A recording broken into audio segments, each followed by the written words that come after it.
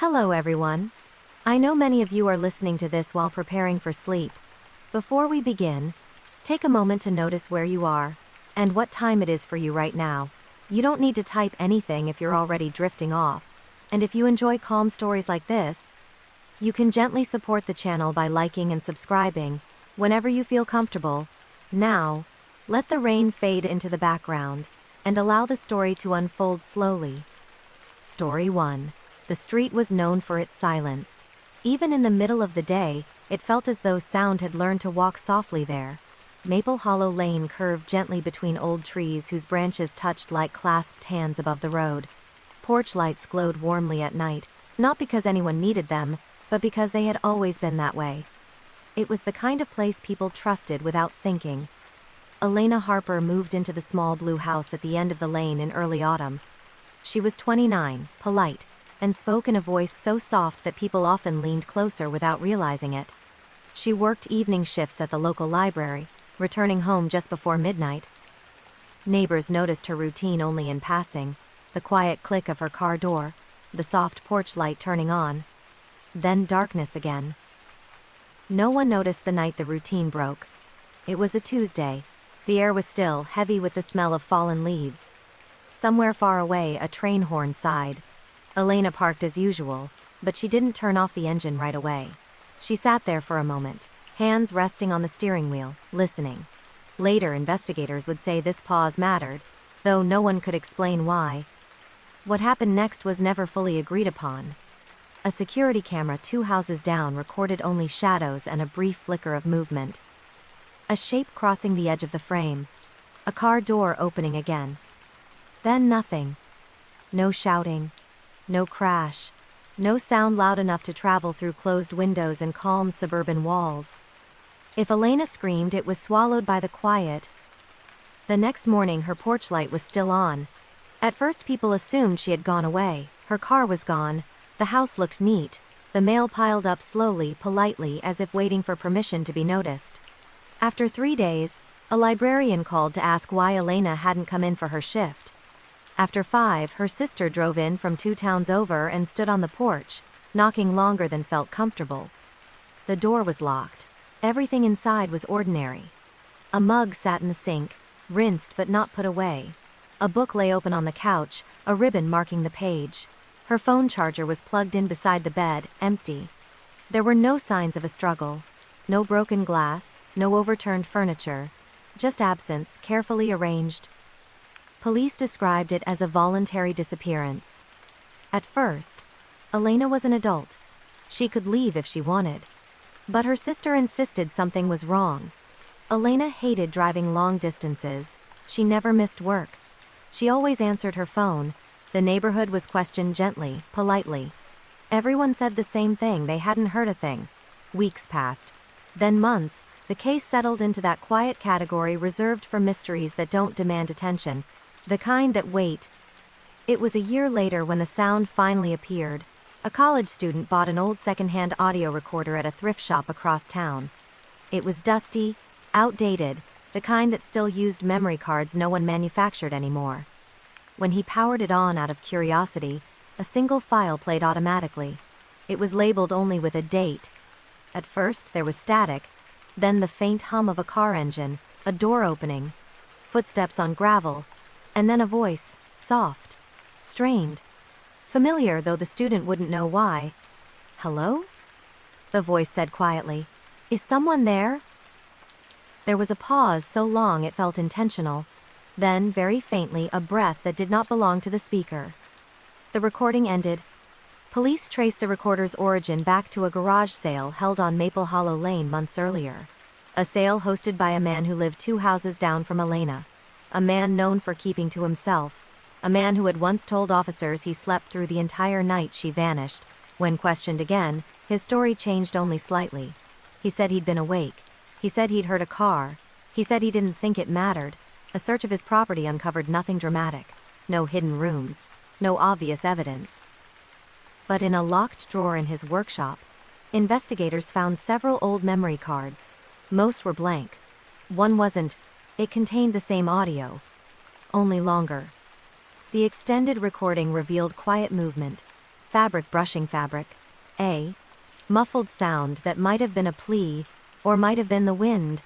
And then a sentence, spoken so softly it almost disappeared into static. Please. Someone must be awake. The case was reopened quietly, without press conferences or flashing lights. Forensic experts debated the audio for months. Some said it proved nothing. Others said it proved too much. No charges were ever filed. But the house on Maple Hollow Lane remains empty now. The porch light no longer turns on. Neighbors say the street feels different at night, heavier somehow, as if sound itself hesitates before traveling too far. And sometimes, very late, when everything else is still, someone swears they hear a voice carried on the air. Not loud, not clear, just enough to make you stop and listen. A voice that once called out on a quiet street where no one heard her scream. Story 2. For a long time, no one remembered the name Daniel Rowe. His file sat in the back of a metal cabinet at the county records office, wedged between property disputes and outdated traffic reports. The label had faded, the ink thinning like it had grown tired of being read. Inside were only a few pages, a missing person report, a brief statement from a coworker, and a note written in careful handwriting. No signs of foul play. Daniel was 36 when he disappeared. He worked nights at a small printing warehouse on the edge of town, a job that required little talking and even less attention. He lived alone in a narrow apartment above a closed bakery.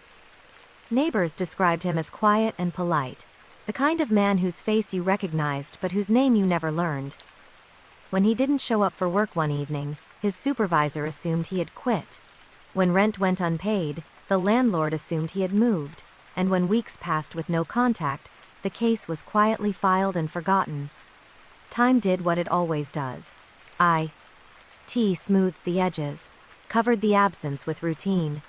Years later, during a renovation of the old records building, a volunteer archivist named Marin was assigned to digitize outdated audio evidence.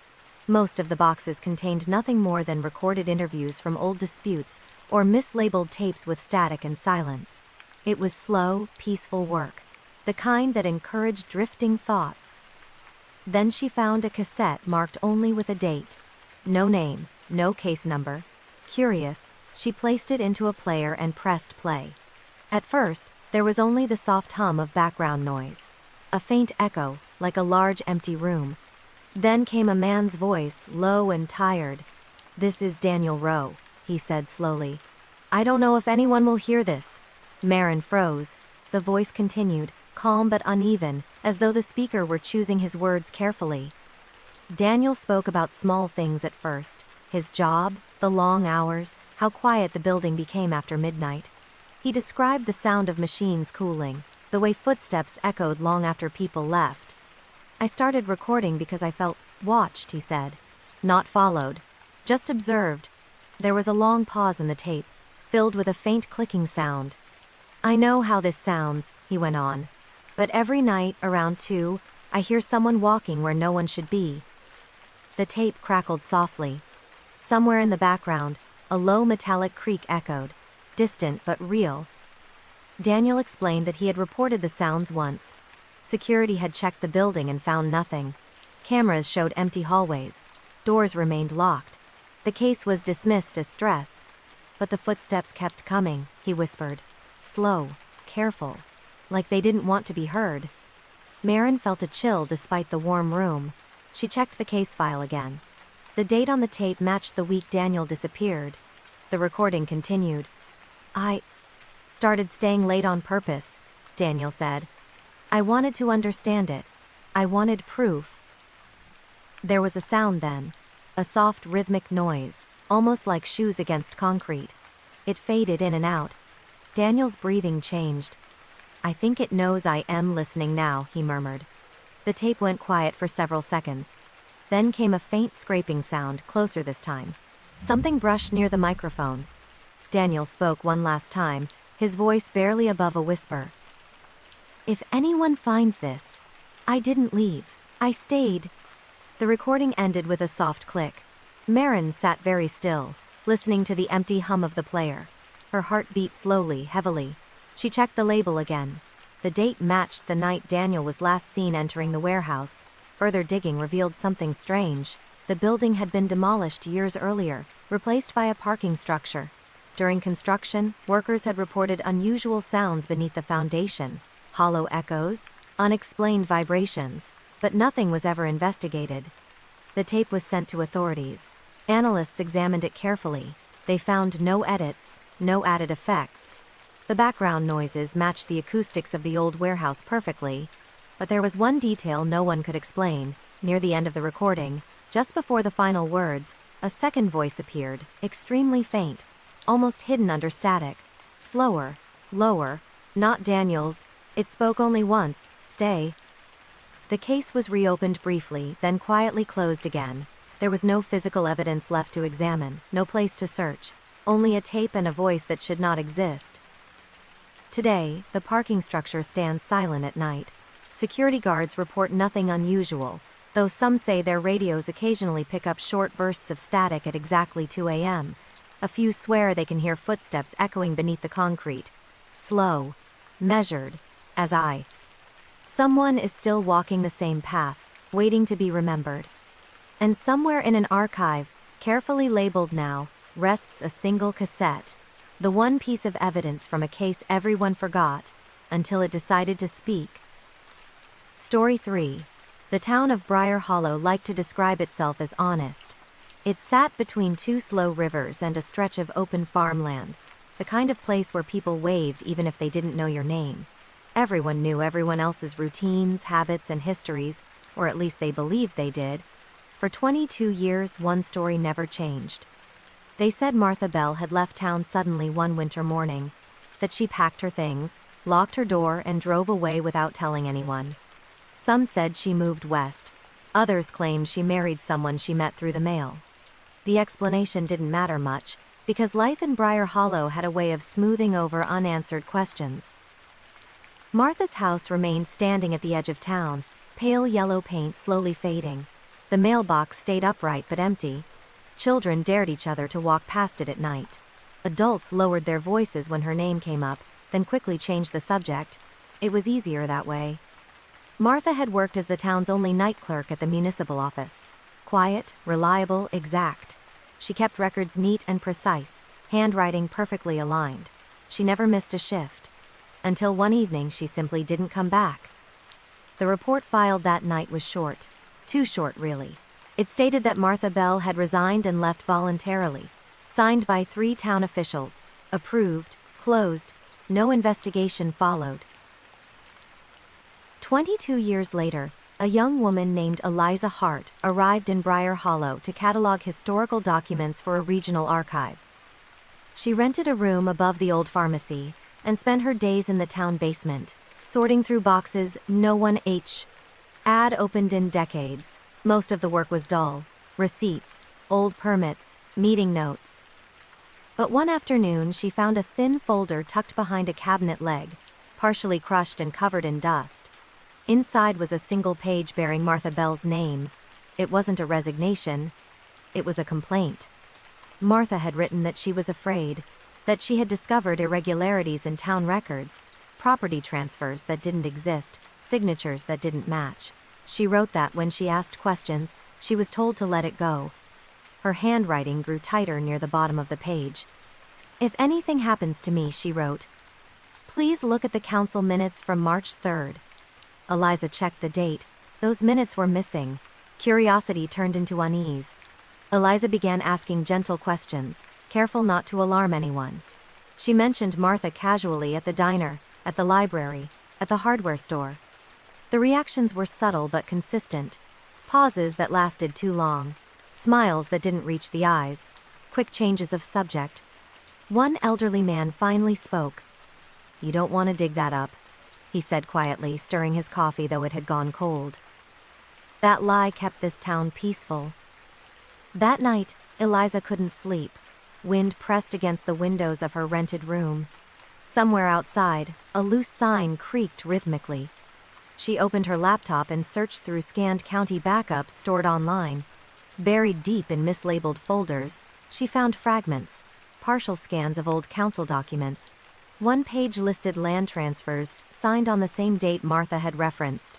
The names repeated, the same 3 officials, all still respected, all still living in Briar Hollow. The next morning, Eliza visited the old municipal building.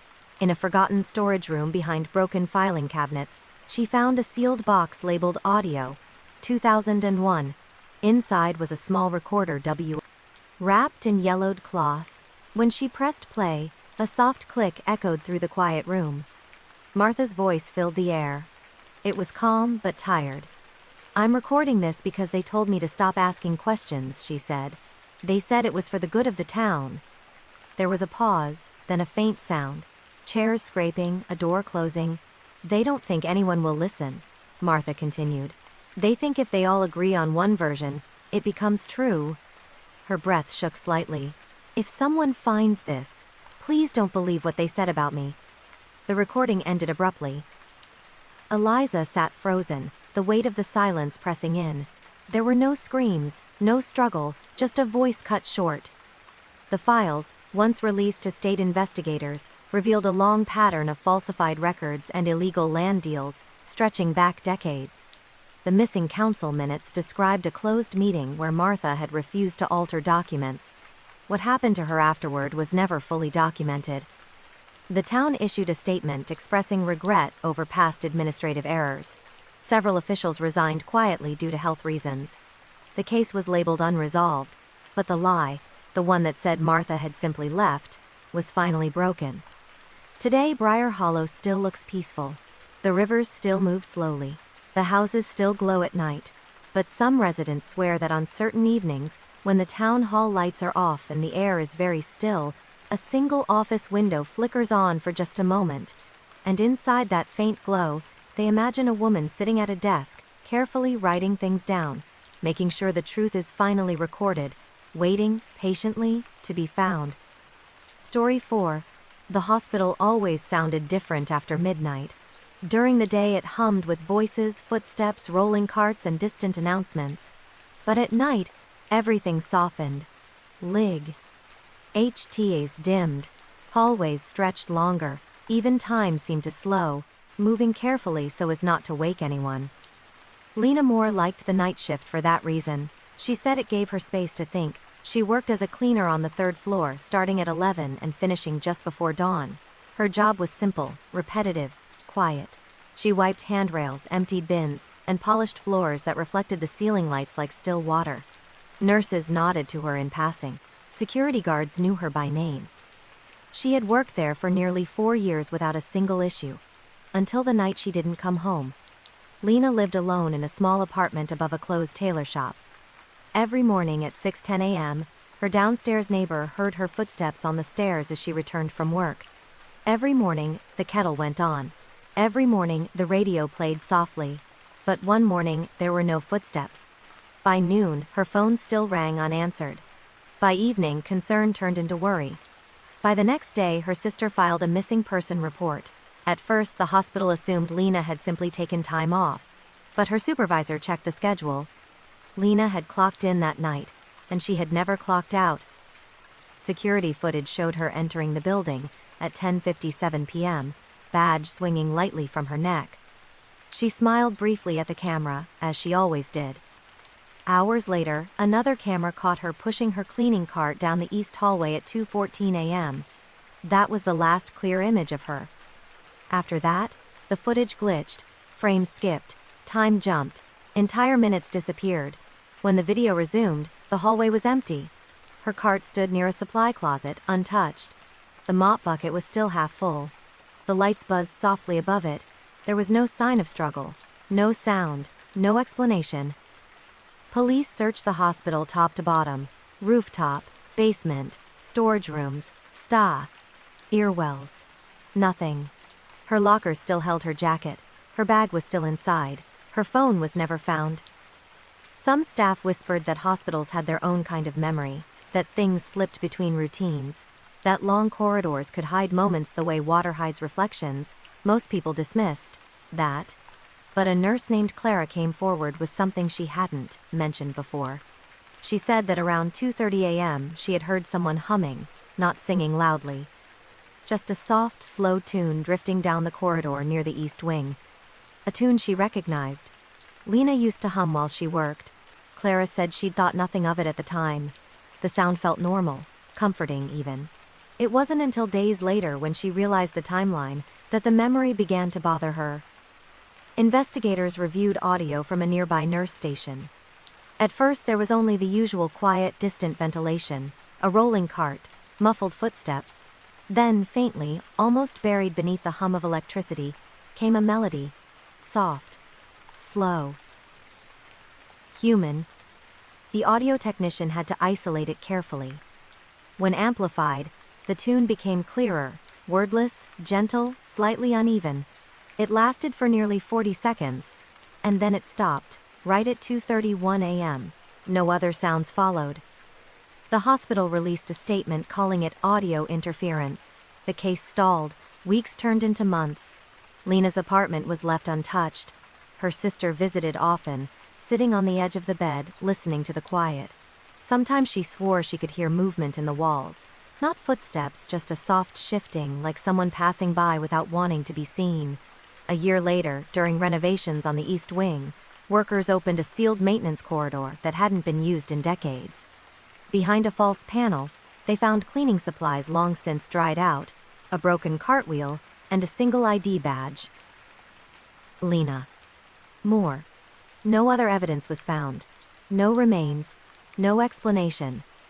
The hospital called it an old storage oversight. The corridor was resealed. The case quietly returned to inactive status. But night shift workers still talk. They say that sometimes when the halls are empty and the lights are low, a soft humming drifts through the East Wing again. Always the same tune. Always just loud enough to notice.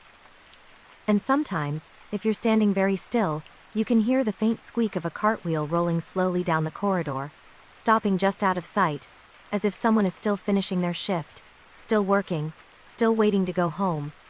Story 5. The house at the corner had a wide front window that never closed its curtains. People noticed that first. During the day, sunlight filled the room, reflecting off neatly arranged furniture. At night, a single lamp glowed beside an armchair, casting a steady yellow square onto the lawn. From the outside, it looked calm, ordinary, almost welcoming. The man who lived there was named Harold Finch. He had moved into the neighborhood more than a decade earlier, quiet and polite, always ready with a nod or a soft greeting.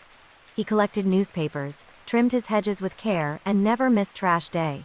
If anyone needed to describe him, they used the same word every time: observant. Harold noticed things. He noticed when new cars appeared, when lights turned off later than usual, when someone came home upset. He claimed it was just habit, a way to pass the time. After all, he spent most of his days alone. Across the street lived a young woman named Clara Wynne. She worked irregular hours at a call center, and often came home after midnight. Her routines were predictable. Park, lock the door, walk quickly inside, curtains drawn, lights off. Harold noticed all of it. At first, nothing seemed wrong. He would mention small things in passing to other neighbors, framed as concern. She looked tired lately. Came home very late again. Hope she's okay. People appreciated his attentiveness. It made him seem caring. But slowly, his attention began to feel heavier. Clara started to sense it before she could explain it. A feeling of being observed when she stepped out of her car.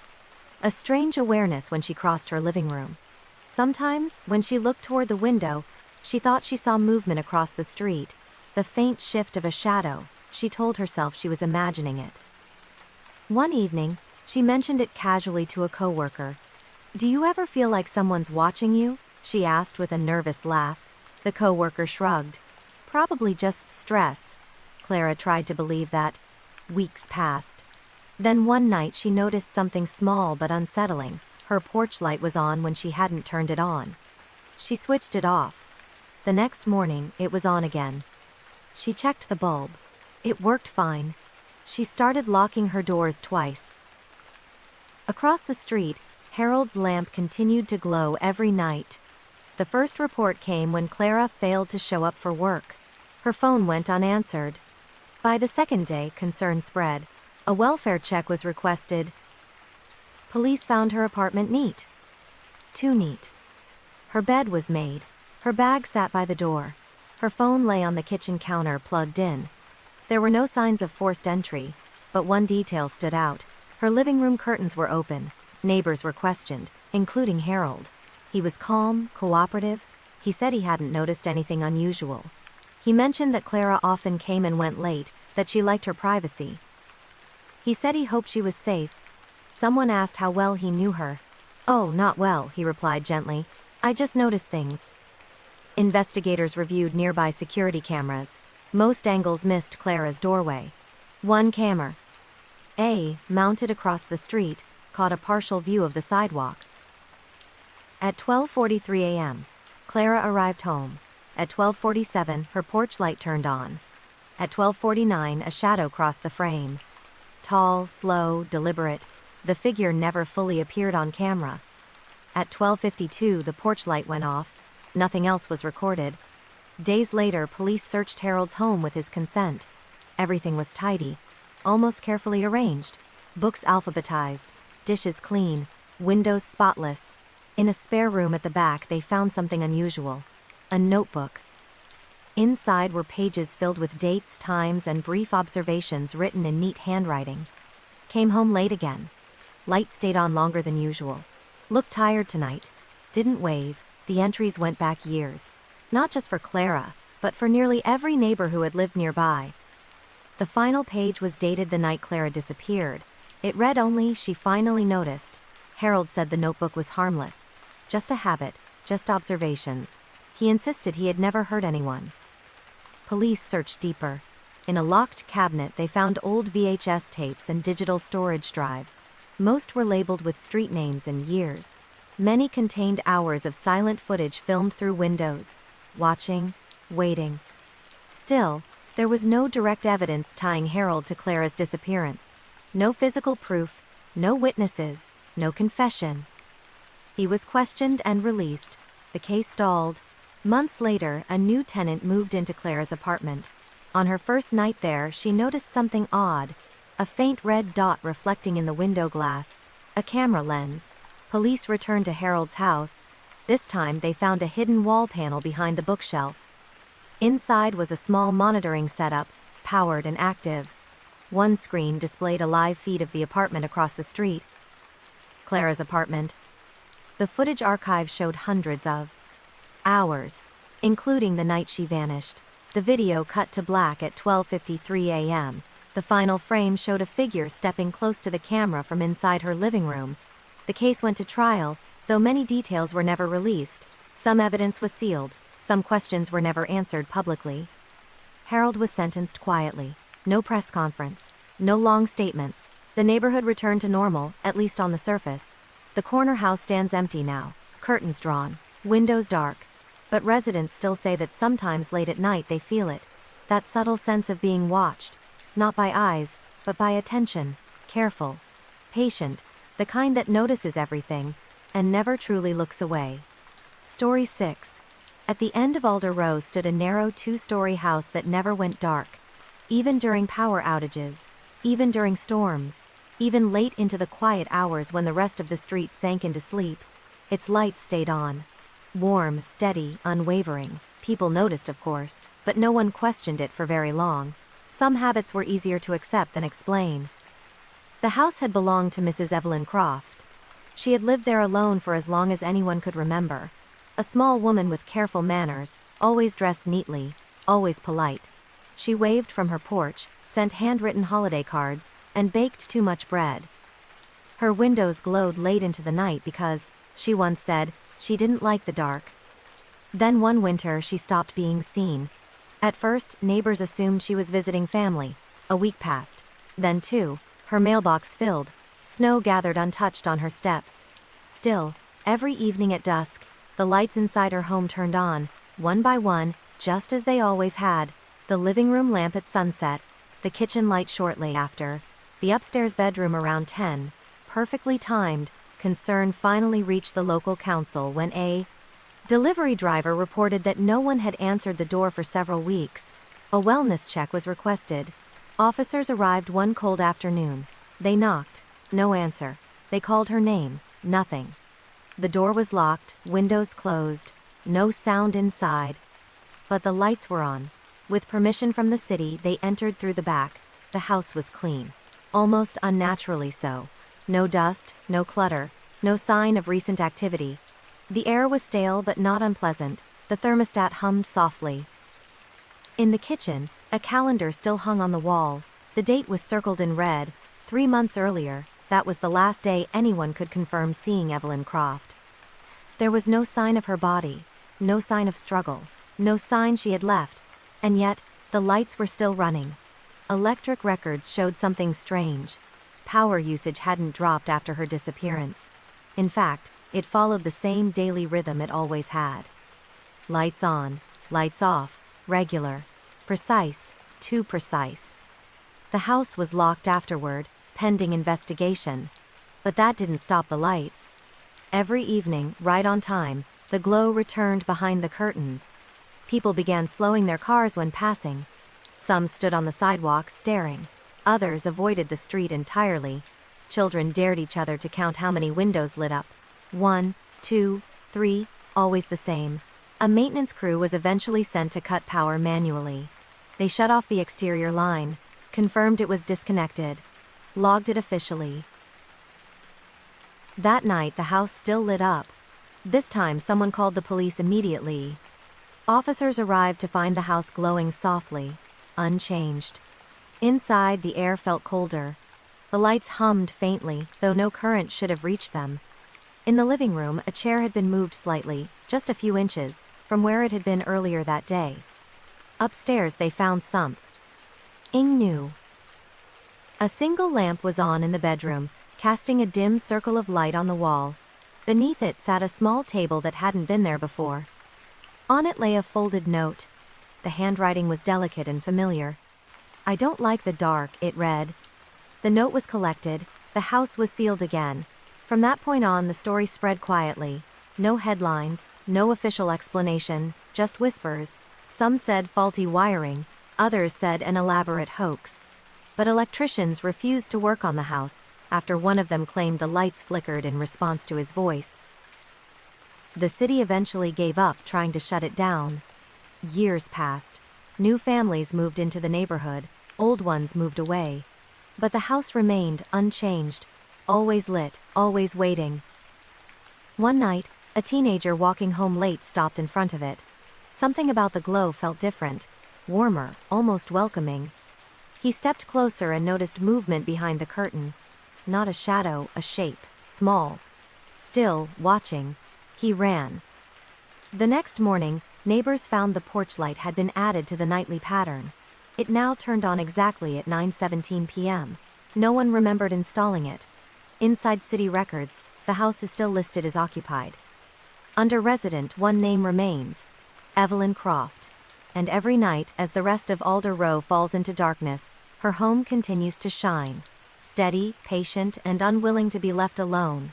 As if somewhere inside someone is still awake, still afraid of the dark, still making sure the lights never go out. Story 7. The message was only 34 seconds long.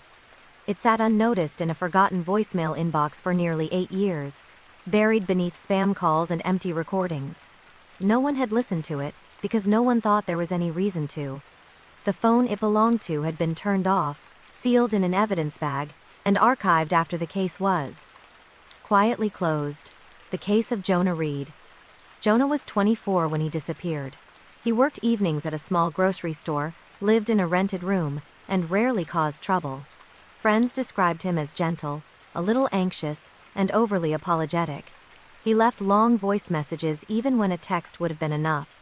On the night he vanished, Jonah called his sister at 11:48 p.m. She didn't answer. The voicemail stayed unheard for almost a decade. At the time, police believed Jonah had left town voluntarily. His bank account had been emptied. His apartment was mostly cleared out. There were no signs of violence, no witnesses, no leads that lasted more than a week. So the file was closed. Years later, during a digital evidence audit, a technician named Lauren was tasked with restoring old voicemail backups. Most were corrupt, some were empty. Then she opened one labeled simply with a phone number and date. She pressed play.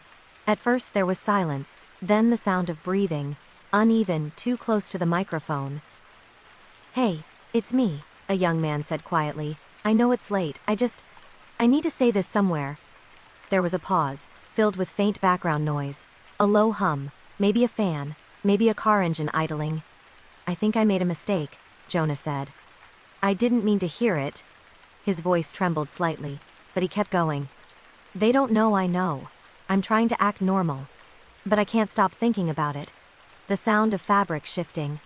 A soft click like a door being closed carefully. "I found the recordings," he whispered. "They were labeled wrong. I wasn't looking for anything. I swear." There was a long silence, long enough that Lauren checked to see if the audio had frozen. Then Jonah spoke again, more quietly. "They're not supposed to keep them. Not like that." A faint sound appeared in the background, a distant voice, muffled, indistinct. Not CL. O's enough to understand, just enough to notice. Jonah's breathing changed. "I think someone's outside," he said. "If this goes to voicemail, if you hear this later, please tell someone to look at the storage unit. Locker C17. That's where—" A sudden sharp sound cut him off. Not loud, just abrupt. The recording ended. Lauren sat back in her chair, heart pounding. She replayed it twice more, listening carefully. The timestamps matched the night Jonah disappeared. She brought the recording to her supervisor. Within days, the case was reopened. Investigators traced the locker number mentioned in the message. It belonged to a self-storage facility that had since changed ownership. Old records were incomplete, but one unit had remained sealed due to unpaid fees and lack of contact. Locker C17. When it was finally opened, dust drifted into the air. Inside were boxes of old digital recorders, memory cards, and handwritten labels. Many were marked with dates and names. Some included times. Others included notes like night, after closing, or simply listen. Authorities never released full details of what was found on the recordings, only that they contained voices, conversations, moments that were never meant to be kept, and one voice appeared repeatedly. Not Jonah's. The recording suggested someone had been secretly taping private conversations for years. Offices, back rooms, quiet hallways, places where people believed they were alone. The investigation quietly expanded, then quietly narrowed again. Publicly, officials said there was insufficient evidence to proceed. Privately, several people connected to the storage unit left town within weeks. One changed their name. Jonah Reed was never found, but the voicemail became evidence, not just of his fear but of his awareness in his final hours. Experts confirmed the audio had not been altered. The background noise mat. Ched, a location later identified as the storage facility. One detail disturbed analysts the most. Just before the call cut off, buried beneath the abrupt sound, there was another voice, low, controlled, very close to the microphone. It said only one word: enough. The voicemail now sits archived under restricted access. It's rarely played, not because it's graphic or loud, but because of how calm it is, how ordinary. People who've heard it say the same thing afterward. It feels less like a recording of a crime and more like someone realizing, too late, that they were never supposed to hear what they heard. And sometimes, when old backup servers are checked late at night, technicians report a strange error. A new voicemail appears in the system. Undated, unlabeled, 34 seconds long.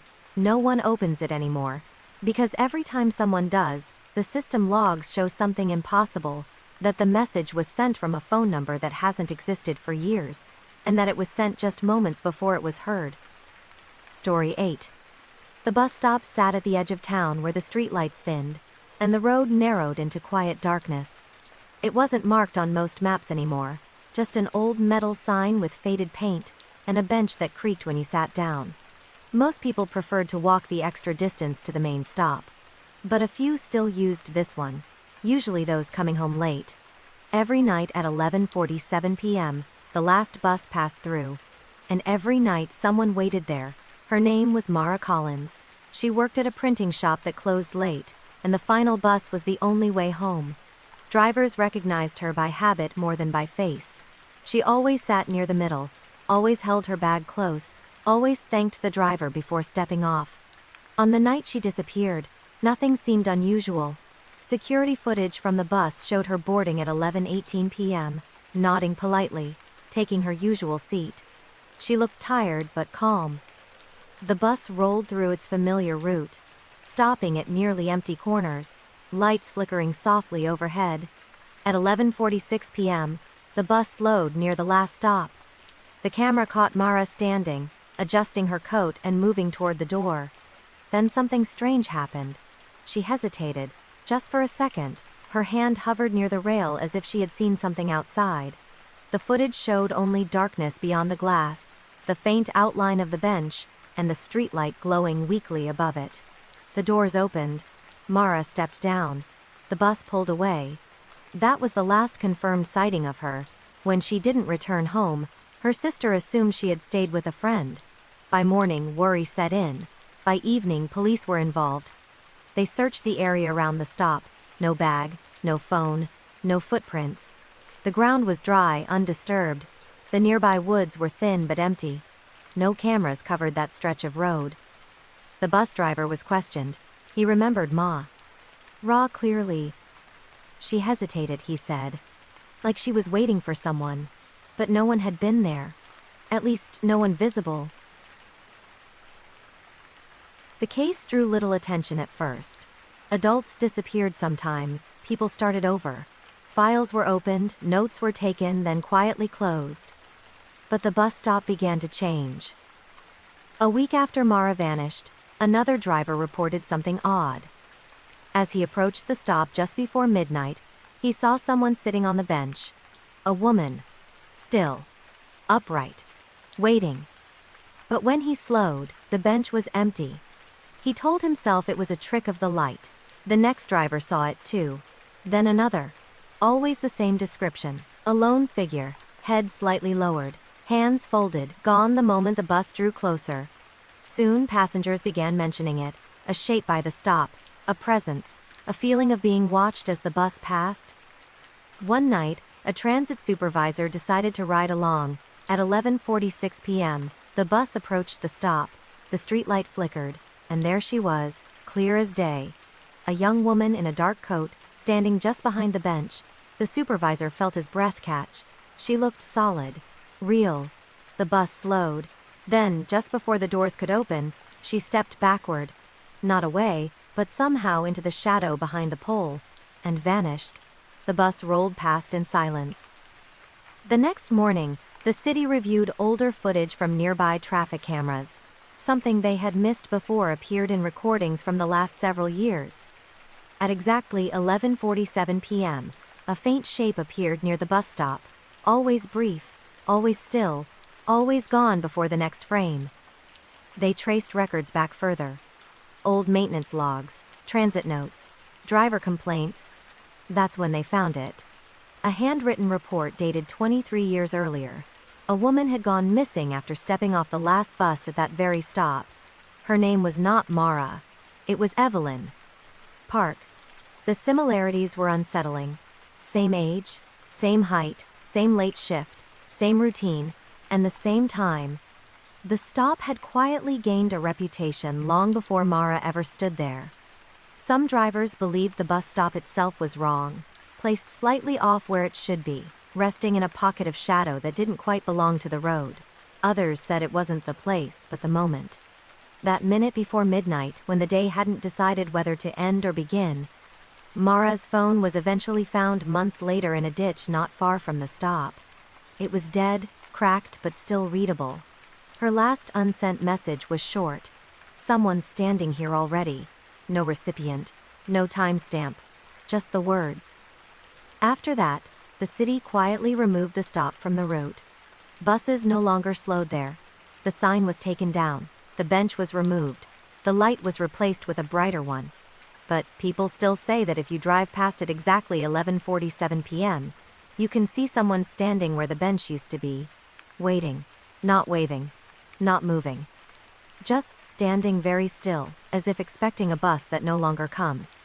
And if you slow down too much, if your headlights linger, you might feel the strange urge to stop. A soft, insistent feeling that this is where you're supposed to get off. Right before midnight. Story 9. The house on Willow Drive had been standing for nearly 60 years, long enough for its paint to fade into a color no one could name anymore. Families had come and gone, but the Carter family stayed the longest. 3 generations lived there at different times, and to outsiders they seemed ordinary. Quiet, private, polite. No one suspected that the ground behind their garage held a secret. When the last of the Carters passed away, the property was sold to a young couple looking for a quiet place to settle down. They planned small renovations, a new fence, a garden, maybe a workshop behind the garage. Nothing dramatic. On the second afternoon of digging, the shovel struck something solid. At first, they thought it was a rock, then another, then something smoother, flatter. When they cleared the dirt away, they uncovered a rotting wooden board laid carefully beneath the soil. Beneath that was a shallow hollow wrapped in plastic sheeting. They stopped digging and called the police. What officers found beneath the garage edge was not large, but it was enough to change the history of the house forever. A bundle of old belongings, a child-sized shoe, a rusted hair clip, scraps of fabric, and a small notebook sealed in a plastic bag. Time had blurred much of it, but not enough to erase its meaning. The notebook became the focus. Inside were uneven lines of handwriting, cramped and faded. It appeared to belong to a teenage girl. The first page bore a name written carefully at the top: Lillian Carter, the same last name as the family who had lived there for decades. Records showed Lillian had been reported missing 41 years earlier. She was 14 at the time. The official explanation was that she had run away. The case had closed within weeks. The notebook told a different story. The entries were short at first, notes about school, chores, and boredom. But as the pages went on, the tone changed. The writing became tense, rushed. They argue every night. One entry read, "I'm not supposed to listen, but I hear everything." Another page read, "Dad says some things are better kept in the family." There were mentions of rules, of being told not to talk to teachers, of doors that were sometimes locked from the outside, of being watched even when alone. Then, near the middle of the notebook, the entry stopped being dated. "I don't think I'm supposed to leave anymore. I tried to tell Mom, but she just cried and said to be quiet." They're building something behind the garage. The final entry was written shakily, as if rushed. "I hid this where he won't look. If someone finds it, please tell them I didn't run away." The discovery sent quiet shockwaves through the town. Investigators reopened the case, now officially treating it as a homicide investigation. The Carter name appeared again and again in property records, school files, and old police notes. Several neighbors were interviewed, elderly now, voices slow and careful. Some remembered arguments, others remembered the girl, pale and quiet, rarely allowed outside. One neighbor admitted something she had never told anyone before. She once heard crying late at night coming from behind the garage. She told herself it was a stray animal. She said she didn't want to interfere. The garage itself had been rebuilt twice over the years. New concrete poured, new walls added. Each time, the ground beneath had been disturbed just enough to conceal what lay below.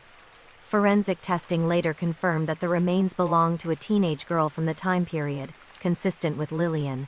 The cause of death could not be determined definitively, but the location and circumstances ruled out an accident. The case file grew thick quickly, but justice came slowly. The adults named in the notebook were long dead by the time the truth surfaced. There were no arrests to make, no trials to hold, only records to correct. The town issued a statement acknowledging past failures. The old missing person listing was updated at last. Lillian Carter was officially recognized as a victim. The house was eventually demolished, but people who walk along Willow Drive say the ground there feels different now. The air is heavier, quieter, as if it remembers. Some nights neighbors say they hear soft scratching sounds near where the garage once stood. Not loud, not frantic, just steady, patient, like someone trying to be heard.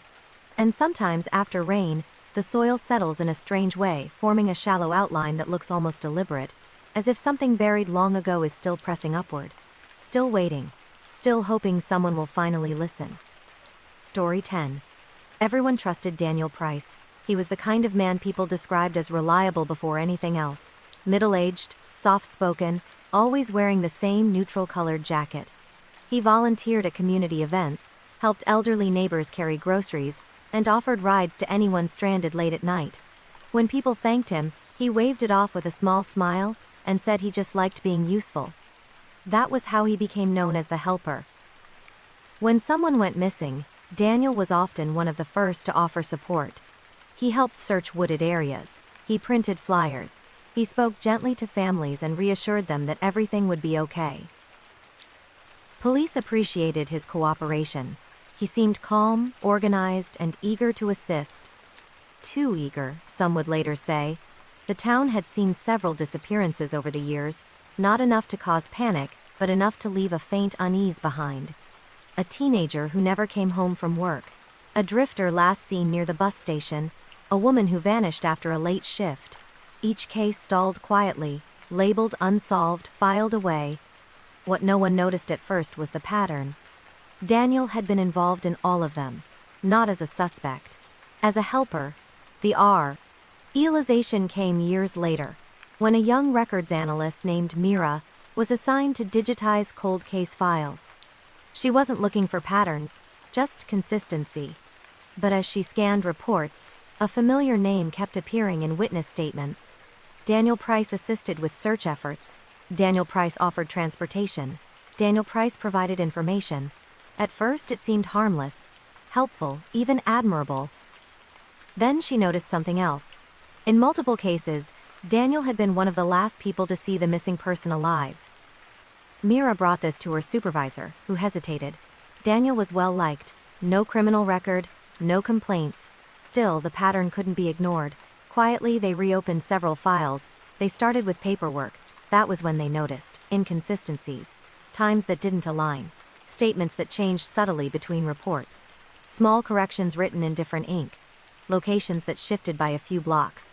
Nothing dramatic, just enough to blur timelines. Then came the files themselves. Some were incomplete, others were oddly detailed in places where no detail should have existed. One folder, labeled only with a date from 12 years earlier, contained handwritten notes that weren't part of the official report. The handwriting didn't match any officer on record. It matched Daniel's. The notes described routes, times, observations, not investigations, routines. When questioned, Daniel remained calm. He smiled gently and said he had only tried to be helpful. He said he took notes so he wouldn't forget details when speaking to police later. He apologized if that seemed strange. There was nothing illegal about keeping notes. So investigators kept digging. They requested access to a storage unit rented in Daniel's name. He agreed without resistance. Said he barely remembered what was inside. The unit was clean, organized, almost carefully curated. Inside were labeled boxes. Each box held items sorted by year, clothing, small personal belongings, old phones, keys, bus passes, receipts. Every item corresponded to someone who had disappeared. There were no photographs of violence, no weapons, no obvious evidence of harm, just objects that had once belonged to people who were no longer around. On one shelf sat several binders. Each binder was a case file. Inside were typed summaries written in calm professional language. Dates, locations, observations, outcomes. Under the heading resolution, many entries had the same phrase, subject assisted until no longer required. Investigators later described the writing as disturbingly neutral, as if the disappearances were projects, not lives. When confronted with the evidence, Daniel didn't raise his voice. He didn't deny ownership of the items. He simply looked confused. "I was helping," he said quietly. "They needed someone." When asked what he meant, he paused for a long time before answering. "They were tired," he said. "Lost. Nobody noticed them. I stayed with them when no one else would." The interrogation ended shortly after. Much of what followed was sealed. Authorities never released full details of what they believed had happened, only that Daniel was taken into custody and would not be returning to the community. No trial was televised. No public confession aired. Families of the missing were told that answers had been found, though not all questions could be answered fully. The town returned to its routines, but some details lingered. Investigators later admitted that Daniel had never taken trophies in the way criminals usually do. The items he kept were preserved carefully, respectfully, almost like keepsakes. Many were cleaned, repaired, labeled with care. In one binder on the final page, Mira found a single sentence written in small. "Our handwriting than the rest. They trusted me. That mattered." The storage unit was emptied. The items catalogued, the binders sealed away. Years later, when a new clerk reviewed the archive, she noticed something odd. Several case files showed signs of recent handling, fingerprints on folders that hadn't officially been accessed in years. Security logs showed no entries, and in one box tucked between reports was a new sheet of paper. It contained only a single line written in the same careful handwriting. "I'm still helping." No one could explain how it got there, and no one could say for sure whether the help had truly ended, or if it had simply learned how to stay unseen. Story 11. The house sat on a quiet corner, where the street curved just enough to hide it from passing traffic. It looked ordinary. Beige siding, trimmed hedges, a small porch with a single step. The kind of place people walked past every day without noticing. The only unusual thing about it was the doorbell. It had been installed after a string of minor break-ins in the area. Nothing serious, just enough to make neighbors cautious. The owner, a woman named Claire Benton, liked the idea of knowing who came to her door. She lived alone, worked from home, and kept to herself. The camera faced the sidewalk and part of the street. It recorded constantly, saving short clips whenever motion passed through its view. On the night everything changed, the motion alert activated at 11:42 p.m. At first, the clip looked ordinary. The porch light glowed softly, the street beyond was still. Crickets hummed faintly in the background. Then someone stepped into frame. It was a young man, early 20s, wearing a dark jacket. He looked confused, glancing over his shoulder as if unsure where he was. He didn't approach the door right away. Instead, he stood near the edge of the porch, shifting his weight. After a moment, he looked directly into the camera. "Can you help me?" he asked quietly. His voice was calm but tired, almost relieved. The clip ended there. The next alert came 30 seconds later. This time, 5 people appeared in the frame. They were neighbors, 3 men and 2 women, all living within a few houses of Claire. They approached from different directions, converging near the porch. Their faces were visible, clear, unmistakable. They didn't speak at first. The young man turned toward them. His shoulders dropped slightly, as if he recognized them. What happened next was difficult to understand even after watching the footage many times. The group stood very close together. Their bodies blocked most of the camera's view. There was movement, subtle and overlapping. A shadow passed across the lens. The porch light flickered once. Then, suddenly, the young man was no longer there. The neighbors stepped back into view. They looked at one another briefly. Then, one by one, they turned and walked away in different directions. The clip ended. There was no sound of a struggle, no shouting, no visible violence, just absence. Claire didn't see the footage until the next morning. She had slept through the alerts. When she checked her phone, she assumed it was another false trigger. But when she watched the clips, her stomach tightened. She recognized the neighbors immediately. She called the police. Officers arrived and reviewed the footage carefully. They identified all 5 individuals. Each lived within a 2-minute walk. Each claimed to have been home asleep at the time. They denied being on Claire's porch. Every one of them. When shown the video, their reactions were unsettlingly similar. Confusion, discomfort, firm denial. "That can't be me," one said. Another shook her head and whispered, "I don't remember that." The young man in the video was never identified. No missing person report matched his description. No one came forward. No one claimed to know him. Investigators searched the area thoroughly. There were no signs of a struggle. No blood, no personal items, no footprints that didn't belong. The footage was sent for analysis. Experts confirmed it had not been altered. The timestamp was accurate. The faces were real. Still, nothing made sense. Neighbors were interviewed again, this time separately. Their stories were nearly identical, too identical. Each claimed to have gone to bed early. Each described the same dream that night, standing outside, under a light, feeling called to help someone. All 5 described the same detail. A voice asking, Angie, can you help me? The case drew quiet attention from state investigators. They reviewed older incident reports in nearby towns and found something strange.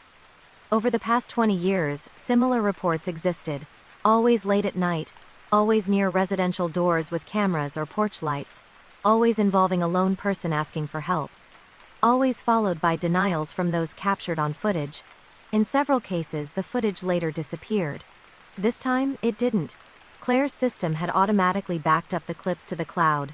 When experts slowed the video frame by frame, they noticed something subtle. In the moment before the young man vanished, the porch light dimmed slightly. Not off, just dimmer. And in that dimness, the shadows of the 5 neighbors merged unnaturally, stretching toward him, almost overlapping, almost connected. The case was eventually closed due to lack of evidence. No charges were filed, no official explanation given. The footage was archived. Claire moved away soon after. The house sat empty for months. The doorbell camera remained active. One night, long after midnight, it recorded again. The porch was empty, then the light flickered.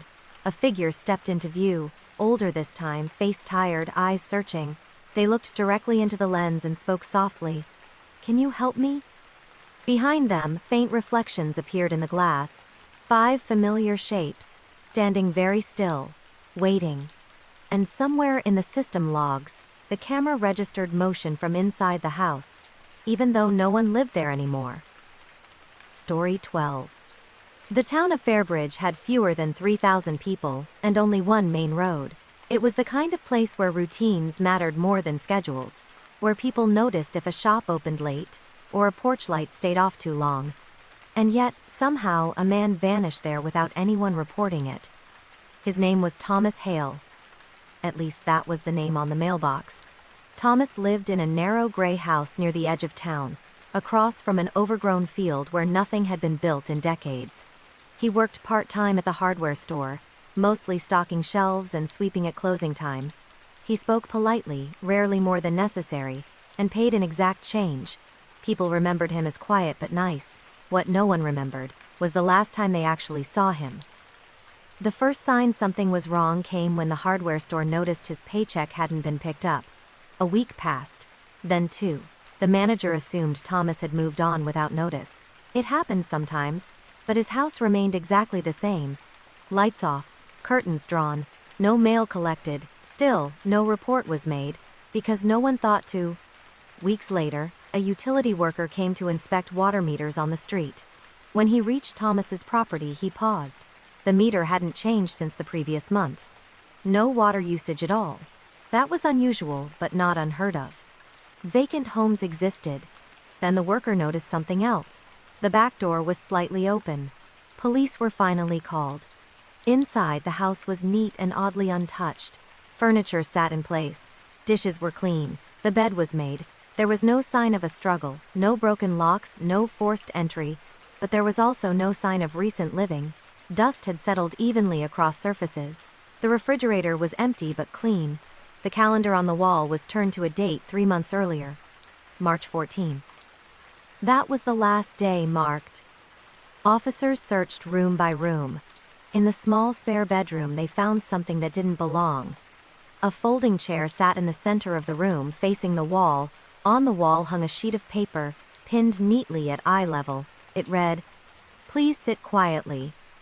The handwriting was careful and deliberate. There were faint scuff marks on the floor beneath the chair, as though it had been moved back and forth many times. But there were no fingerprints on the paper. None on the chair either. The house yielded no identification beyond Thomas's wallet, which still held his ID and some cash. His phone was missing. The case was opened, briefly. Neighbors were questioned. Most said they hadn't noticed anything unusual. A few admitted they hadn't seen Thomas in months but assumed he'd left town. One neighbor recalled hearing soft sounds at night, like a chair scraping, but said it happened so often it became part of the background. No one reported him missing, because no one realized he was gone. The case stalled quickly. With no evidence of a crime, it was quietly shelved. Years later, during a town digitization project, an intern was tasked with converting old analog security tapes from municipal buildings. Among them was footage from a traffic camera near Thomas's street. The footage wasn't meant to record people, just traffic flow. But on one reel dated March 14, something stood out. At 2:11 a.m., a figure walked down the sidewalk toward Thomas's house. At 2:14, the porch light flicked on. At 2:16, a second figure appeared behind the first. They stood very close together. Then the camera glitched. When it resumed, only one figure remained. The porch light turned off. No one left the house afterward. The footage was reviewed repeatedly. Enhanced, slowed, stabilized. The second figure's outline never fully resolved. It didn't walk the way a person usually did. Its movement was too smooth, almost sliding between frames, and it cast no shadow. Investigators returned to the house. This time they noticed something else. Behind the spare bedroom wall, hidden beneath a thin panel, was a narrow space no wider than a closet. Inside, the walls were covered in faint scratch marks, shallow, repeated lines at about shoulder height. At the center was a small hook, empty. No biological evidence was found. No definitive proof of a crime. But one detail chilled everyone involved. Etched lightly into the wood, barely visible unless the light hit it just right, were words scratched over and over, growing more uneven as they went down. I sat when it asked. I waited. It said not to tell. The house was condemned, soon after. Records show it was demolished the following year. But long after, residents walking near the empty lot reported something strange. Late at night, when the street is quiet, some say they hear a faint scraping sound, like a chair being slowly pulled across a floor that no longer exists. And sometimes, if you stand still long enough, you feel the urge to sit down. Just for a moment. Just to be polite. Just to listen. Because whatever came for Thomas Hale was never loud, never violent, and never in a hurry. It only needed one thing, for someone to notice it, and no one ever did. Story 13. The message was short, quiet, and almost polite. It appeared on the shared office printer at exactly 2:17 a.m., printed onto a single sheet of paper even though no one had sent a job to it. The building was empty at that hour. The security system confirmed it, yet the printer whirred to life anyway. When the morning staff arrived, they found the page waiting in the output tray. At the top, in neat handwriting-style font, were the words, "I'm sorry to bother you this late." Below it, only one sentence followed. I just needed someone to know I was still here. No signature, no timestamp, no sender. The office belonged to a small municipal records department, quiet, understaffed, and rarely busy. The printer was old, connected to a closed internal network with no remote access. IT staff were called immediately, but they found no queued jobs, no external connections, no explanation. They assumed it was a glitch. They would later regret not asking more questions. 2 days later, another page appeared. Same time. 2:17 a.m. This one read, "I tried calling but no one answered." The paper was warm when it was found. Security footage was reviewed. At 2:16 a.m. the room was empty. At 2:17 the printer activated on its own. At 2:18 it stopped. No movement, no shadows, no doors opening, only the sound of the printer motor. The building supervisor considered disconnecting the machine, but something about the messages felt careful. Not threatening, almost apologetic. So they waited. On the third night the message was longer. They said writing things down helps. I don't know who they are, but I'm trying. That same morning, a clerk named Hannah froze when she read it, because she recognized the phrasing. Years earlier, a woman named Eliza Moore had worked in that same office. She had been quiet, diligent, and unfailingly polite. She also struggled with anxiety and often wrote notes to herself as reminders. Her supervisor used to gently encourage her to write it down if it helps. Eliza had vanished one night after working late. Her disappearance had been classified as voluntary. No evidence of foul play, no body, no follow-up, just a quiet closing of the file. Hannah searched the archives. Eliza Moore's last recorded shift ended at 2:12 a.m. The printer logs from that night were missing. The next message appeared 2 nights later, I think. I stayed too long. This time the ink was slightly smudged, as if the page had been handled before printing. Security reviewed the footage again. At 2:16 a.m., the camera flickered. For less than half a second, a shape appeared beside the printer. Tall, thin, indistinct, then nothing. The building manager ordered the printer unplugged. At 2:17 a.m. the next morning, the unplugged printer turned on. A page slid out slowly. "Please don't be upset. I'm just trying to finish my shift." That was when the building was closed to the public. Investigators were brought in. Electricians checked wiring. IT replaced cables. The printer was removed entirely and placed in a locked storage room. That night, a single page appeared on the floor outside the storage door. No printer nearby. No power source. Just paper. The message was shakier now. The letters uneven. "They don't like when I stop writing." The city quietly reopened Eliza Moore's case. They discovered something no one had noticed before. Her keycard had last been used at 2:17 a.m., 5 minutes after her shift officially ended. Security logs showed the door opening, but never closing. The camera covering that hallway had malfunctioned at the exact moment. As investigators dug deeper, employees began reporting strange things. Printers activating without power, keyboards typing single words on blank screens, sticky notes appearing with apologetic messages. Always polite, always restrained, always at 2:17. The final message appeared 3 weeks later, printed on every printer in the building at once, each page identical. "Thank you for listening. I think I can rest now." After that, the activity stopped. No more pages, no unexplained power draws, no midnight sounds. Eliza Moore's case was quietly reclassified as unresolved, presumed deceased.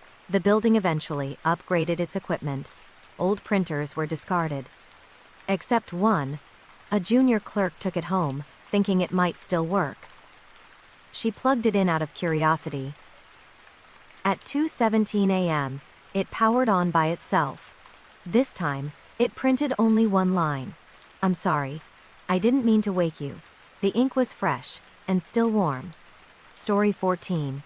The phone started ringing at exactly 1:09 a.m., not once, not twice, but every night. At first, the calls were ignored.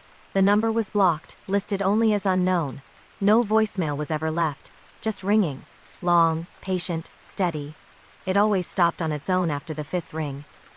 Lena Hart lived alone in a small upstairs apartment above a closed bookstore. She worked early mornings and went to bed early, so the first few nights the calls startled her awake. She checked her phone history. Nothing useful, no trace. She assumed it was a glitch, but the pattern didn't stop. Every night at 1:09 a.m. the phone rang. Never earlier, never later. Eventually, curiosity overcame irritation. On the 5th night, Lena answered. "Hello?" Silence. She waited, listening to faint static and something else. A soft, uneven sound, like breathing held too close to the receiver. "Hello?" She tried again. After several seconds, a man spoke. His voice was calm, low, and oddly careful. "I'm sorry to wake you," he said. "I just needed to check something." Before she could respond, the line went dead. The call log showed nothing. No number, no duration, just an empty entry. The next night, the phone rang again at 1:09. This time, Lena didn't answer. She watched the screen light up, heart pounding, until it stopped on its own. On the 3rd night, curiosity won again. "Who is this?" she asked when the line connected. There was a pause. Then the same voice replied, softer this time. "You're still there." Her stomach tightened. "Who are you?" Another pause. "I used to live where you are," the man said. "I'm sorry if this is straw." Before she could ask anything else, the call ended. Lena barely slept after that. The next morning, she asked the landlord about the apartment's history. He shrugged and said tenants came and went. Nothing unusual. When she pressed, he hesitated. "Well, there was a man years ago. Quiet fellow. Died in his sleep, I think. Or moved. I don't remember exactly." That night, the phone rang again. 1:09 a.m. Lena answered immediately. "You said you lived here," she said. "What's your name?" The line crackled. "Daniel," the voice said. "I worked nights. I used to call someone every evening so I wouldn't forget the time." "Forget what?" she asked. There was a long pause. "Whether I was still here." Her skin prickled. "What do you want from me?" she whispered. Another pause. Longer this time. To be answered, he said simply. After that, the calls continued nightly. Sometimes Daniel spoke. Sometimes he only listened. When he did speak, his sentences were gentle and oddly fragmented, as if pulled from memory rather than thought.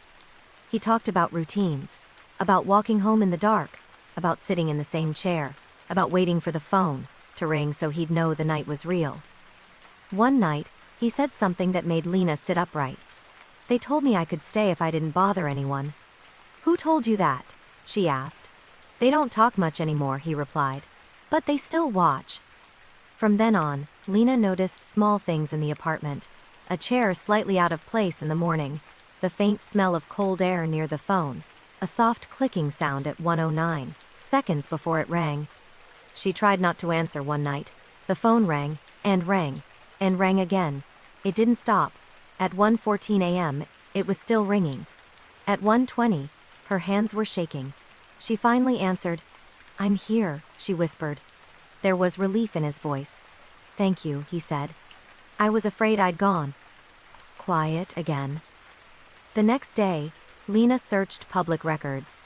She found a death notice from 22 years earlier. Daniel Avery, age 41. Cause of death, undetermined. Found alone in his apartment after several days. Time of death estimated around 1:10 a.m., her apartment. That night the phone rang as usual. Lena answered without hesitation. Daniel, she said gently. You don't have to keep calling. There was silence. Then, softly, if I stop, will I disappear? She swallowed. I don't think you will. A long pause followed. The line filled with a low, wavering hum. I don't remember how to leave, he said. I think you already did, she whispered. You just stayed on the line. The call ended. That night the phone did not ring again. Days passed. Then weeks. Lena slept through the nights. Eventually she moved to a new apartment across town, but she kept the old phone. One evening, months later, at exactly 1:09 a.m., it lit up. No ringtone, just a notification. A voicemail. She didn't open it right away. When she finally did, days later, the recording was short and faint. A familiar voice whispered softly, Thank you for answering. And then, very quietly, the sound of a phone being placed back on a table. Click. Story 15. No one expected the dream to matter. When the police first reopened the case, it was only because the file had been mislabeled and resurfaced during an audit. The name on the folder was Evan Turner, age 19, missing for 11 years. The report was thin. Too thin. A few witness notes, a blurry photo, and a conclusion written in careful language. Voluntary disappearance suspected. Evan had last been seen walking home from his late shift at a lakeside cafe. He never arrived. His phone went dead that same night. The search lasted 3 weeks before fading into quiet acceptance. What reopened the case wasn't evidence. It was a dream. Mara Collin, a records clerk with no connection to Evan, began having it every night for nearly a week. The first time she dismissed it. The second time, it unsettled her. By the 5th night she started writing details down. In the dream she stood at the edge of a narrow lake just before sunrise. The water was still, almost glass-like. A boy stood several steps ahead of her, ankle deep in the water, his back turned. He never spoke. He only pointed. Each night the dream revealed more. A tree leaning slightly to the left. A cluster of stones shaped like a broken circle. A rusted sign half buried in weeds. Always the same place. Always the same silence. On the 6th night the boy turned his head just enough for her to see his face. It was Evan Turner.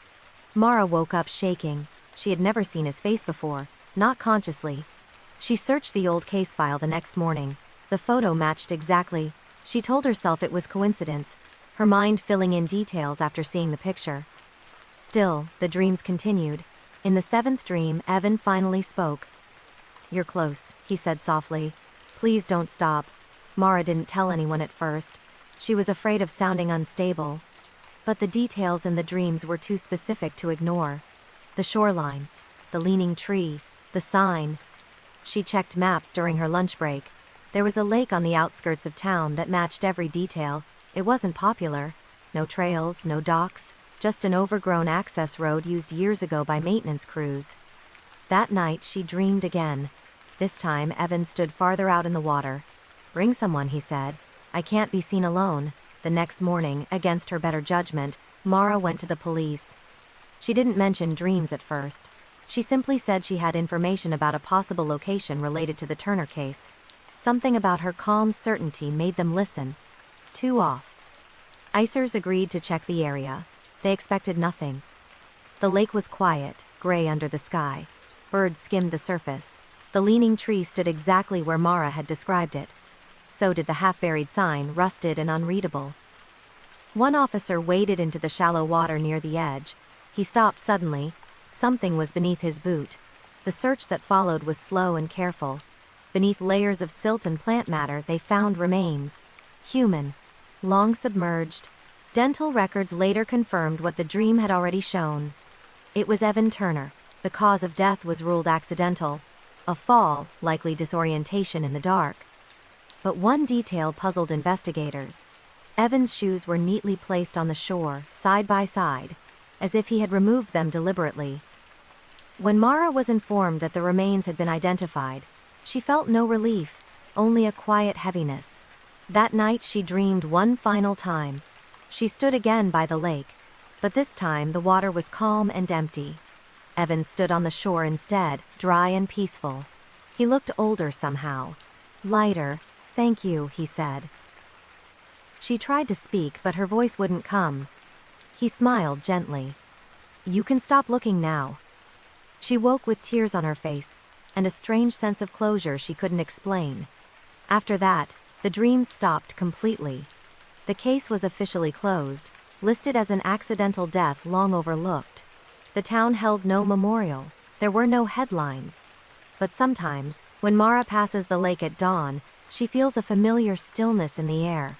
Not heavy, not sad, just quiet, as if something unfinished had finally been allowed to rest.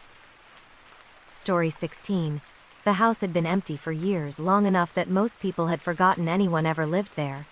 It sat at the end of a narrow street, its windows clouded with dust, its paint peeling in thin, tired strips. When the city finally proved its sale, the listing described it as a fixer-upper with good bones. No one mentioned the basement. The new owner, a man named Caleb Rowan, bought the place cheaply. He planned to renovate slowly, room by room, living upstairs while he worked. The first week passed quietly. The house creaked at night the way old houses do. Pipes clicked, wood shifted, nothing unusual, until he found the door. It was in the back hallway, half hidden behind a tall shelving unit. A narrow wooden door, painted the same color as the wall, with no visible handle on the outside. Only a small metal latch near the top, stiff with rust. Caleb didn't remember seeing it during the inspection. Curious, he pulled the shelf aside and tried the latch. It resisted at first, then gave with a dry snap.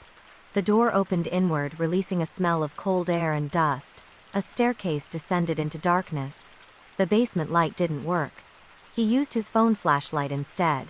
The beam revealed narrow concrete steps, worn smooth at the center, as if many feet had passed there over time. The air felt heavier the farther he went down. At the bottom was a single room, small, square, and unfinished.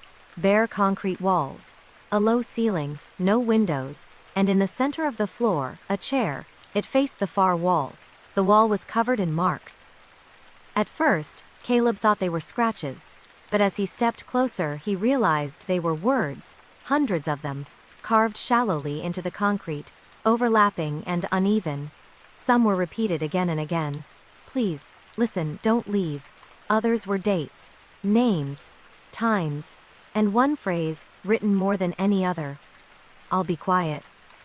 A chill ran through him. He took photos, planning to ask the previous owner about it. But when he checked the sale documents later that night, he found something strange. There was no record of a basement. The house plans ended at the ground floor. The next morning, Caleb called the city archives. An older clerk answered and grew quiet when he gave the address. "That house," she said slowly, "was sealed once." She explained that decades earlier, The building had been owned by a man who rented rooms informally. Tenants came and went, often without records. Complaints were made about noise, about strange rules, about a locked door in the basement. Then one winter, a tenant disappeared, then another, and another. Eventually, the city intervened. Inspectors found a hidden room beneath the house that did not appear on any blueprints. The case files were thin. No charges were filed. The owner claimed ignorance. The disappearances were never solved. The basement was ordered sealed. Caleb asked why it had been reopened. There was a pause on the line. It shouldn't have been, the clerk said. That night, Caleb tried to sleep, but something felt wrong. The house was too quiet. Not peaceful, but expectant. At 2:34 a.m., he heard a sound beneath his bedroom floor. A slow scrape. Like a chair being dragged. He froze. The sound came again. Then a soft, rhythmic tapping. Not loud, not frantic, patient. He crept to the hallway and stared at the hidden door. It was open, just slightly. Cold air leaked out. From below, a faint whisper drifted upward. "I'm being good." Caleb slammed the door shut and shoved the shelf back in place. He didn't sleep at all after that. The next morning, he called a contractor and demanded the basement be filled in permanently. Concrete, gravel. Everything sealed. The work took 2 days. When it was finished, the hidden door was gone, buried behind a solid wall. For a while, things were quiet again. Too quiet. Then one night, Caleb woke to a soft tapping sound. Not below him this time, but inside the walls. Tap, tap, tap, slow. Careful. He pressed his ear to the wall and felt vibrations, faint but steady. A whisper followed, barely louder than breath. I stayed. The tapping began to move, not upward, but sideways, room to room. Following the walls, Caleb moved out the next morning and never returned. The house was sold again years later, renovated completely. No one mentioned a basement. Official records say none exists, but contractors working on the foundation still report something odd. Sometimes, when drilling into the concrete, they hear knocking back, 3 slow taps, a pause, then 3 more, always from the inside, and always followed by a faint, obedient whisper that seems to travel through the stone itself. I'm being quiet now. Story 17. The cassette was buried in the back of a filing drawer no one had opened in years. It was discovered during a routine cleanup at the county records office, wedged behind outdated forms and cracked folders. The label was faded, written in blue ink that had almost bled into the plastic. Only 3 words were still readable. Interview. 1993. No name. No case number. Just a date. The clerk who found it almost threw it away, assuming it was blank. But something made her pause. Maybe the weight of it. Maybe the careful way it had been tucked behind everything else, as if someone had meant to hide it rather than forget it. She placed it into an old tape player kept for archival transfers and pressed play.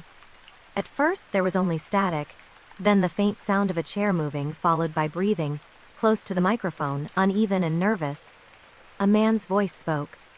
This is being recorded, right?"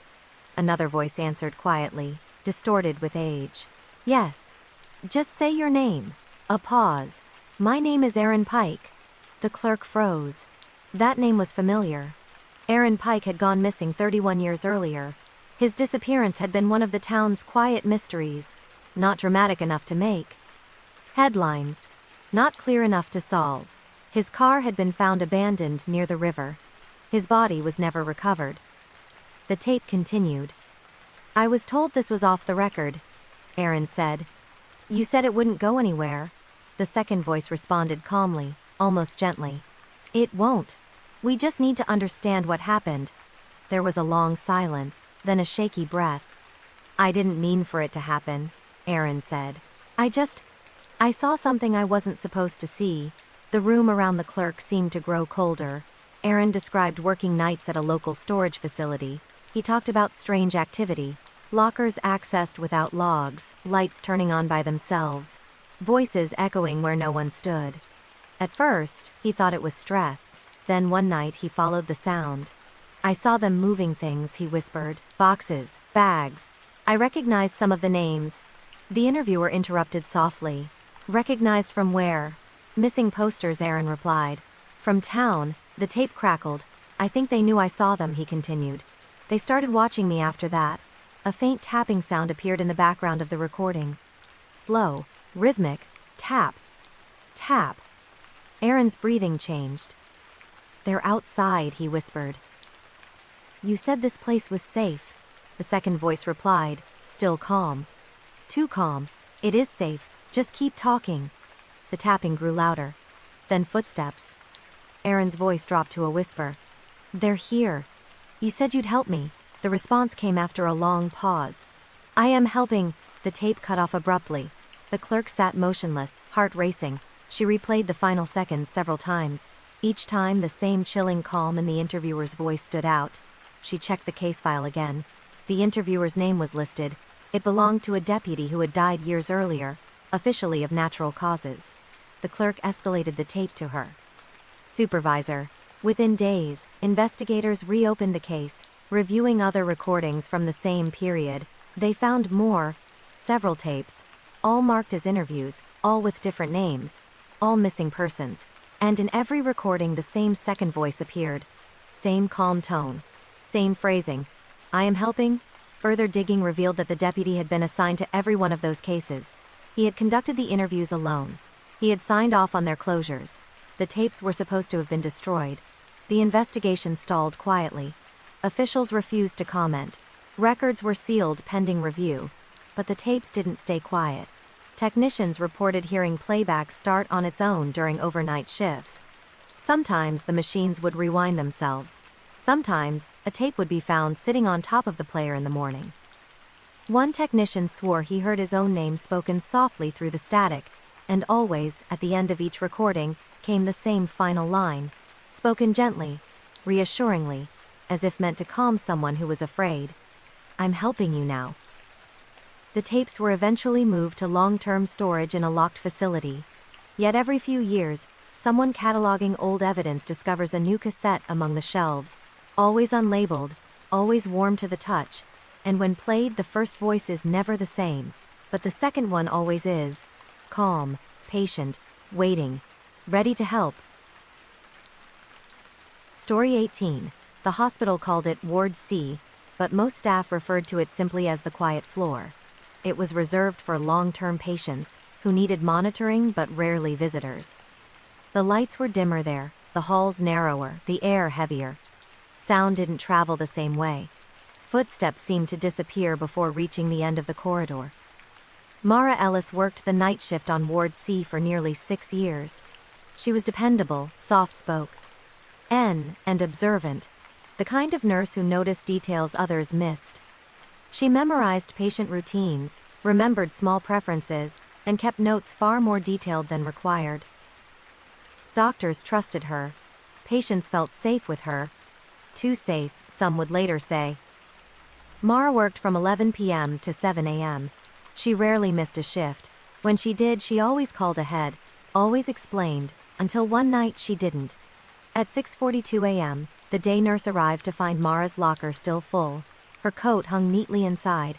Her bag rested on the bottom shelf. Her phone sat on charge, screen dark. But Mara was nowhere in the building. Security was alerted immediately. Cameras were checked. The footage showed her entering at 10:53 p.m. Badge visible, hair tied back as usual. She greeted the front desk and walked toward Ward C. That was the last clear image of her. The camera covering the hallway outside Ward C had malfunctioned that night. A rare occurrence. It showed static from 11:02 p.m. until 4:11 a.m. Inside the ward, everything appeared normal. Patient charts were updated. Medications had been administered correctly. Notes were signed in Mara's handwriting up until 3:10 a.m.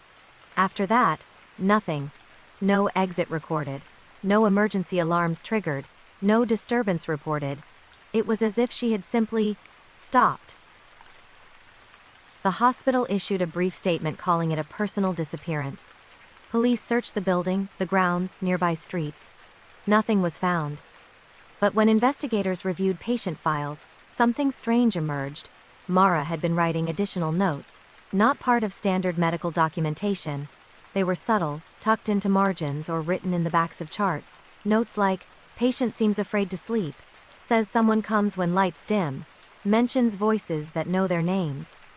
At first, these notes were dismissed as subjective observations. Until patterns appeared. Every patient she wrote these notes about had died quietly within weeks. Not violently, not suspiciously, just suddenly. The deaths were attributed to complications. But Mara's notes continued, right up until the night she vanished. Her final entry, time-stamped 3:07 a.m., read, "They know I hear them now." Investigators searched her apartment next. Inside, they found dozens of notebooks filled with tightly written observations. She had been documenting something for years. She wrote about hearing whispers in Ward C after midnight, about shadows moving against the walls even when patients slept, about names being spoken softly in the dark, names of patients who hadn't yet died. One entry stood out. They don't like being noticed. They like routine. Silence. When someone listens too closely, they change. Another page, dated just days before her disappearance, read, "They asked me to stop writing. I said I couldn't. They said I'd understand soon." The final notebook ended with a single line, written shakily, "I think I'm next." The hospital denied everything. They claimed the notebooks were evidence of stress or delusion. They sealed Ward C for renovation shortly afterward. Patients were transferred, staff reassigned, but strange things continued. Night security guards reported hearing call bells ringing from the closed ward. Cleaning staff said they saw lights on in rooms that were supposed to be empty. And sometimes, just after midnight, a soft voice came through the intercom. Calm, professional, unmistakably gentle. Room check complete. It was Mara's voice. Audio technicians confirmed it matched her tone and cadence perfectly. Years later, when the hospital was partially demolished to make way for a new wing, workers uncovered something hidden above the ceiling panels of Ward C. A bundle of patient charts, far more than should have excess. Ted, all labeled in the same handwriting. Each one ended with the same sentence. She knows now. The files were sealed. The recordings were erased. And officially, Nurse Mara Ellis remains listed as a missing person. But some of the new staff swear that when the hospital gets very quiet, when the monitors hum softly and the lights dim just a little too much, they feel someone watching carefully from the end of the hall. Not threatening, not angry, just observant, as if making notes, as if making sure no one else learns too much, too soon. Story 19. The 911 dispatcher noticed it immediately. The call came in at 2:43 a.m., routed through a static heavy line with no caller ID. That wasn't unusual. What was unusual was the tone of the voice on the other end. It was calm. Too calm. "This isn't an emergency," the voice said gently, almost apologetically. "I just need to report something that already happened." Dispatcher Rachel Moore leaned forward in her chair. "Sir, if something happened, I need to know where you are." There was a pause, then a quiet breath. "I don't think I'm anywhere anymore." Rachel marked the call as suspicious and tried to keep the man talking. His voice was steady, careful, polite, like someone afraid of being rude. "Can you tell me your name?" she asked. "Yes," he said. "It's Thomas." Another pause. "I think it used to be anyway." The call quality fluctuated. A faint hum pulsed beneath his voice, like distant machinery or air moving through vents. Rachel typed notes quickly, glancing at the system trying to trace the call. No location, no carrier, nothing. "Thomas," she said softly. "Are you hurt?" "No," he replied. "Not anymore." Something about the phrasing made her throat tighten. "What happened, Thomas?" He took a slow breath. "I was driving home," he said. "It was late. I remember the road being empty. Then there was a sound, like metal foe. Elding." His voice never rose, never cracked. "I don't remember stopping." Rachel asked him to describe where he was now. I'm still in the car," he said after a moment. "But it's very quiet, and I can't feel the steering wheel anymore." The system still showed no trace. Rachel signaled to her supervisor, who began attempting a manual ping. "Thomas, can you see anything around you?" Rachel asked. "Not really," he replied. "Just dark, and a little light above me. It flickers sometimes." Her chest tightened. Can you open your door? Another pause. I don't think there's a door anymore. A soft sound came through the line, not crying but something close to relief. I called because I thought someone should know. I didn't want it to be rude. Rachel swallowed. You're not being rude, you're doing the right thing. I hope so, he said. You sound kind. The system suddenly flickered. A partial location flashed on the screen for less than a second before vanishing. A stretch of highway closed years earlier after a bridge collapse. Rachel's heart began to pound. Thomas, she said carefully. Do you remember what year it is? There was a long silence. No. Another sound filtered through the line now. Faint. Rhythmic. Water. Are you near water? She asked. Yes, he said. It's very close. I think it's been here a long time. Her supervisor whispered urgently that no active calls or vehicles were registered anywhere near that stretch of road. Thomas, Rachel said, voice steady despite her shaking hands, I need you to stay with me. Help is on the way. There was a pause. Then, gently, I don't think they can reach me. The sound of water grew louder. I just didn't want to disappear without telling anyone, he said. That didn't seem right. Rachel's eyes burned. You're not disappearing, she said. I hear you. The line crackled. That helps, he replied. Awfully, there was a faint metallic creak, like a car settling under pressure, followed by a slow, echoing sound, as if something heavy shifted deep underwater. Then silence. The call disconnected. Rescue teams were sent anyway despite the impossibility of the location. Divers searched the old riverbed near the collapsed bridge. 2 days later, they found a vehicle buried in silt and debris, nearly 20 years old. Inside were remains consistent with a man who had gone missing the same year the bridge partially failed during a storm. His name was Thomas Reed. The time of death had been listed as unknown. Until the call. The recording was archived and reviewed by specialists. No digital manipulation was found. The timestamp confirmed the call had come through live. At 2:43 a.m., exactly the time Rachel had answered. She listened to the recording once more before it was sealed. At the very end, beneath the silence, she heard something she hadn't noticed before. A faint, relieved exhale. And then, very softly, a voice, calmer than before, saying, Thank you for picking up. Rachel still works dispatch. Sometimes, late at night, when the lines are quiet and the room hums with electricity, she swears she hears a call connect before the system lights up. Just for a second.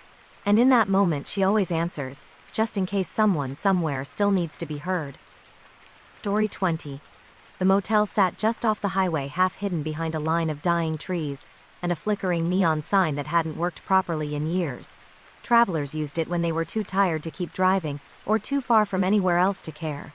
Room rates were cheap. Questions were few. The kind of place where people passed through and were forgotten. Room 12 had always been quiet. Too quiet, according to the night clerk. Her name was June Alvarez, and she had worked the front desk for nearly 50 years. She knew the rhythm of the motel the way some people know their own breathing. Which doors slammed, which pipes knocked, which guests complained and which never did. And she knew something was wrong with room 12. The guest checked in late one evening, just after midnight. He signed the register carefully, handwriting slow and deliberate. His name was Peter Lawson. He paid in cash. He didn't ask for Wi-Fi, didn't ask for towels. Just nodded politely and took the key. June noticed his hands were cold when he took it. He stayed in room 12 for 3 nights. Or at least, that's what the record said. The strange part was that no one ever saw him leave. Housekeeping reported that the Do Not Disturb sign never came off the door. When June knocked to offer fresh towels, there was no answer. But she heard movement inside. A soft shuffle, like someone shifting their weight. She called out once, "Housekeeping." A quiet voice replied from inside, calm and distant, "Just a moment," but the door never opened. On the 4th morning, checkout time passed, then another hour. June finally used the master key. The room was empty, the bed was neatly made, the bathroom unused, no luggage, no clothes, no trash, not even a footprint on the carpet. The only sign anyone had been there at all was the key on the nightstand, placed carefully in the center, and the TV. It was on, muted. Static flickered across the screen. June checked the logbook. Room 12 showed no checkout time. No charge beyond the first night. She assumed a system error and marked the room vacant. That night, the phone rang at the front desk at exactly 2:12 a.m. June answered groggily. "Front desk," she said. A familiar voice replied, "I think there's been a mistake." Her stomach tightened. It was the same man's voice. "Sir?" she asked carefully. "What room are you in?" There was a pause. "I don't know anymore, He said. "I can't find the door." June sat up straighter. "Are you inside the building right now?" "Yes," he said. "I think so. Everything looks the same. The light hums, the carpet feels thin." Her fingers trembled as she checked the security cameras. Room 12's feed flickered with static. The hallway outside it was empty. "Can you open the door?" she asked. "I've tried," he said gently. "It doesn't turn anymore." A soft sound came through the receiver, a dull tapping like knuckles against wood. June swallowed. "Sir, what's your name?" "Peter," he said. "I checked in earlier. You gave me the key." She stared at the ledger. The ink beside his name looked faded now, like it had been written years ago instead of days. "Peter, what year do you think it is?" she asked. There was a long silence. "I'm not sure," he admitted. "It was raining when I arrived." June felt a chill crawl up her arms. She radioed the night manager, who came down half asleep and confused. Together they walked to room 12. The hallway was quiet. The air felt thick, stale. They stood in front of the door. June knocked. "Peter?" she called. A faint reply came from the other side. "I'm right here." The manager unlocked the door. It swung open easily. The room was empty, cold. The television flickered on and off by itself. The phone at the front desk rang. June answered with shaking hands. "I don't understand," Peter's voice said softly. "You were just here." The manager stared at the empty doorway, his face pale. "Sir," June whispered, "what do you see right now?" "A hallway," Peter replied. "The same one.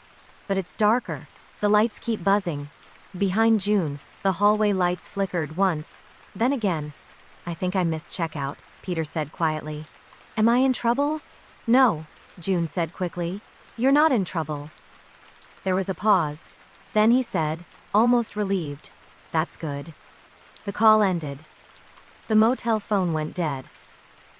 The next morning, June searched old records. Buried in a dusty archive binder, she found a report from 15 years earlier. A man named Peter Lawson had checked into room 12 during a storm.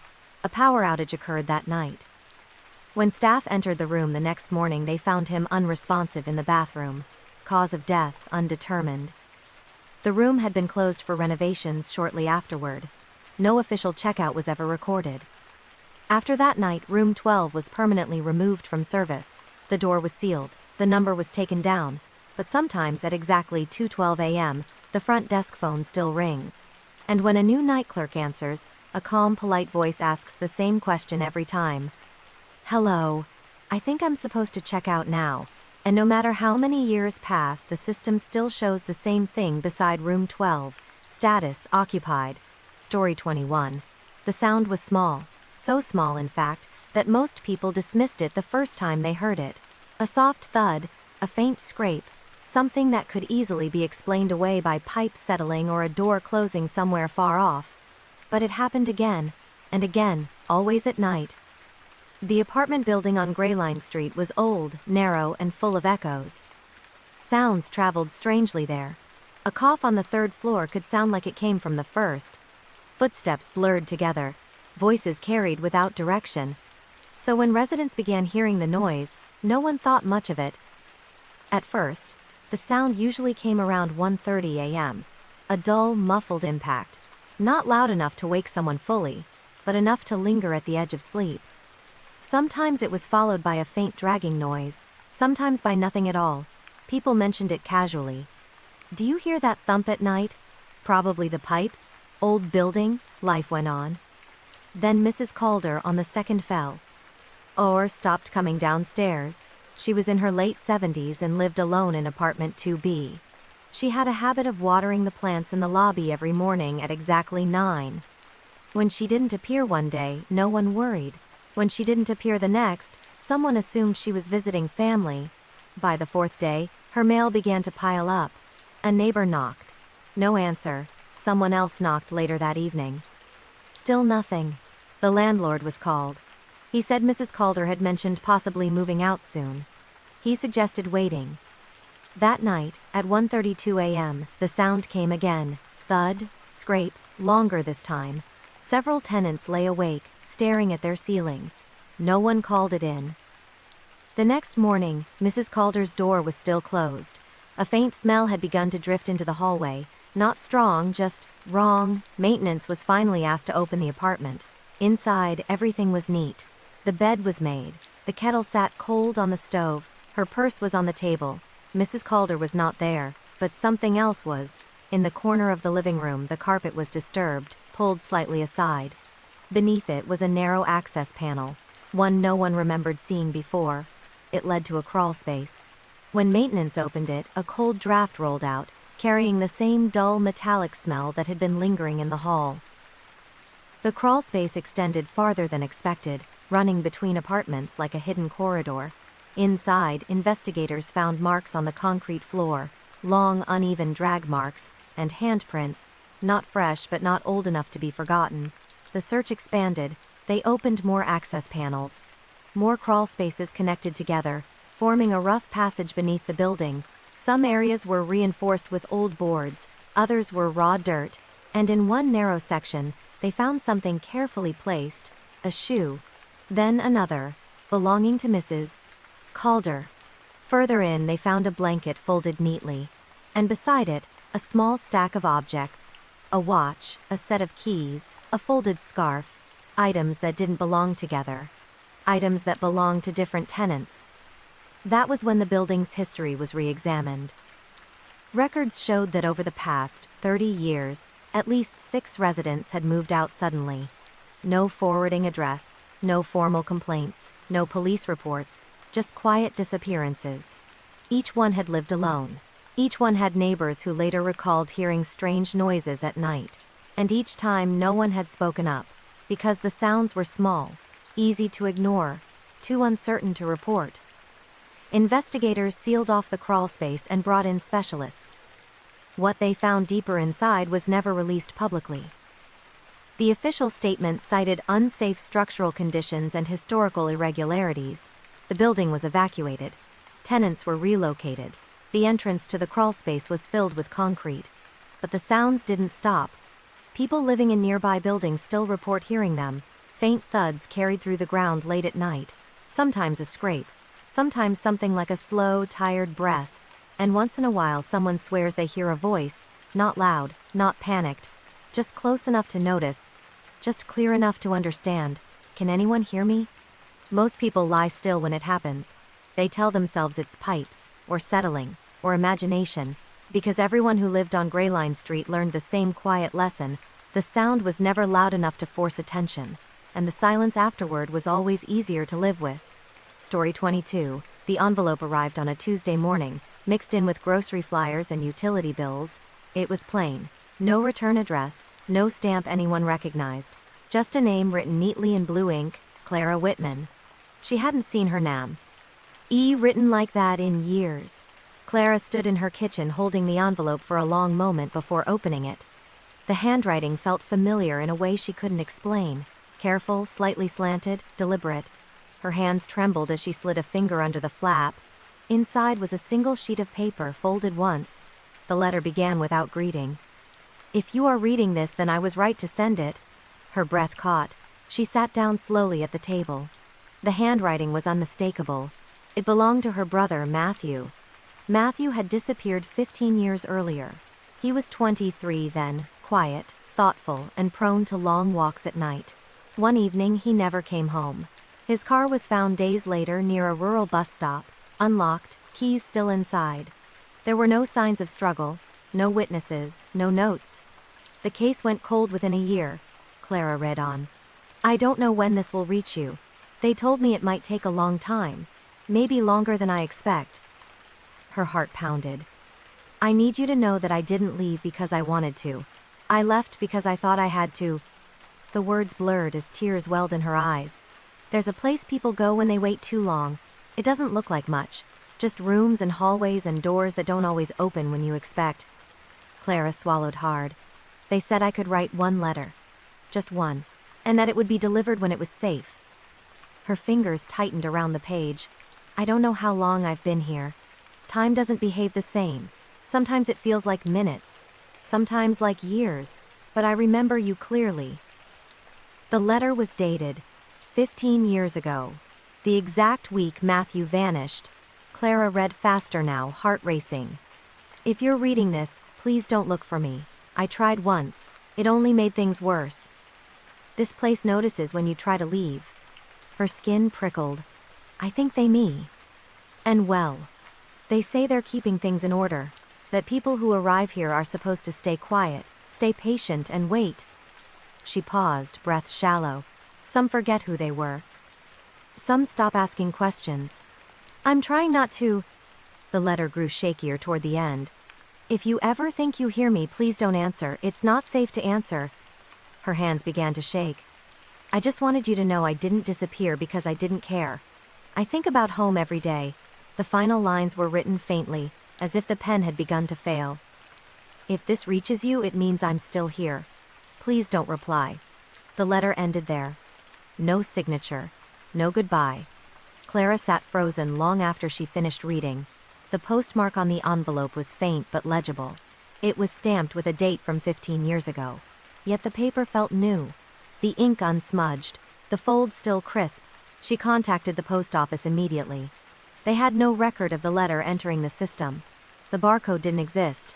The stamp design hadn't been used in over a decade. That night, Clara barely slept. At 2:11 a.m. she heard something slide through the mail slot. Her heart nearly stopped. She waited a long moment before standing.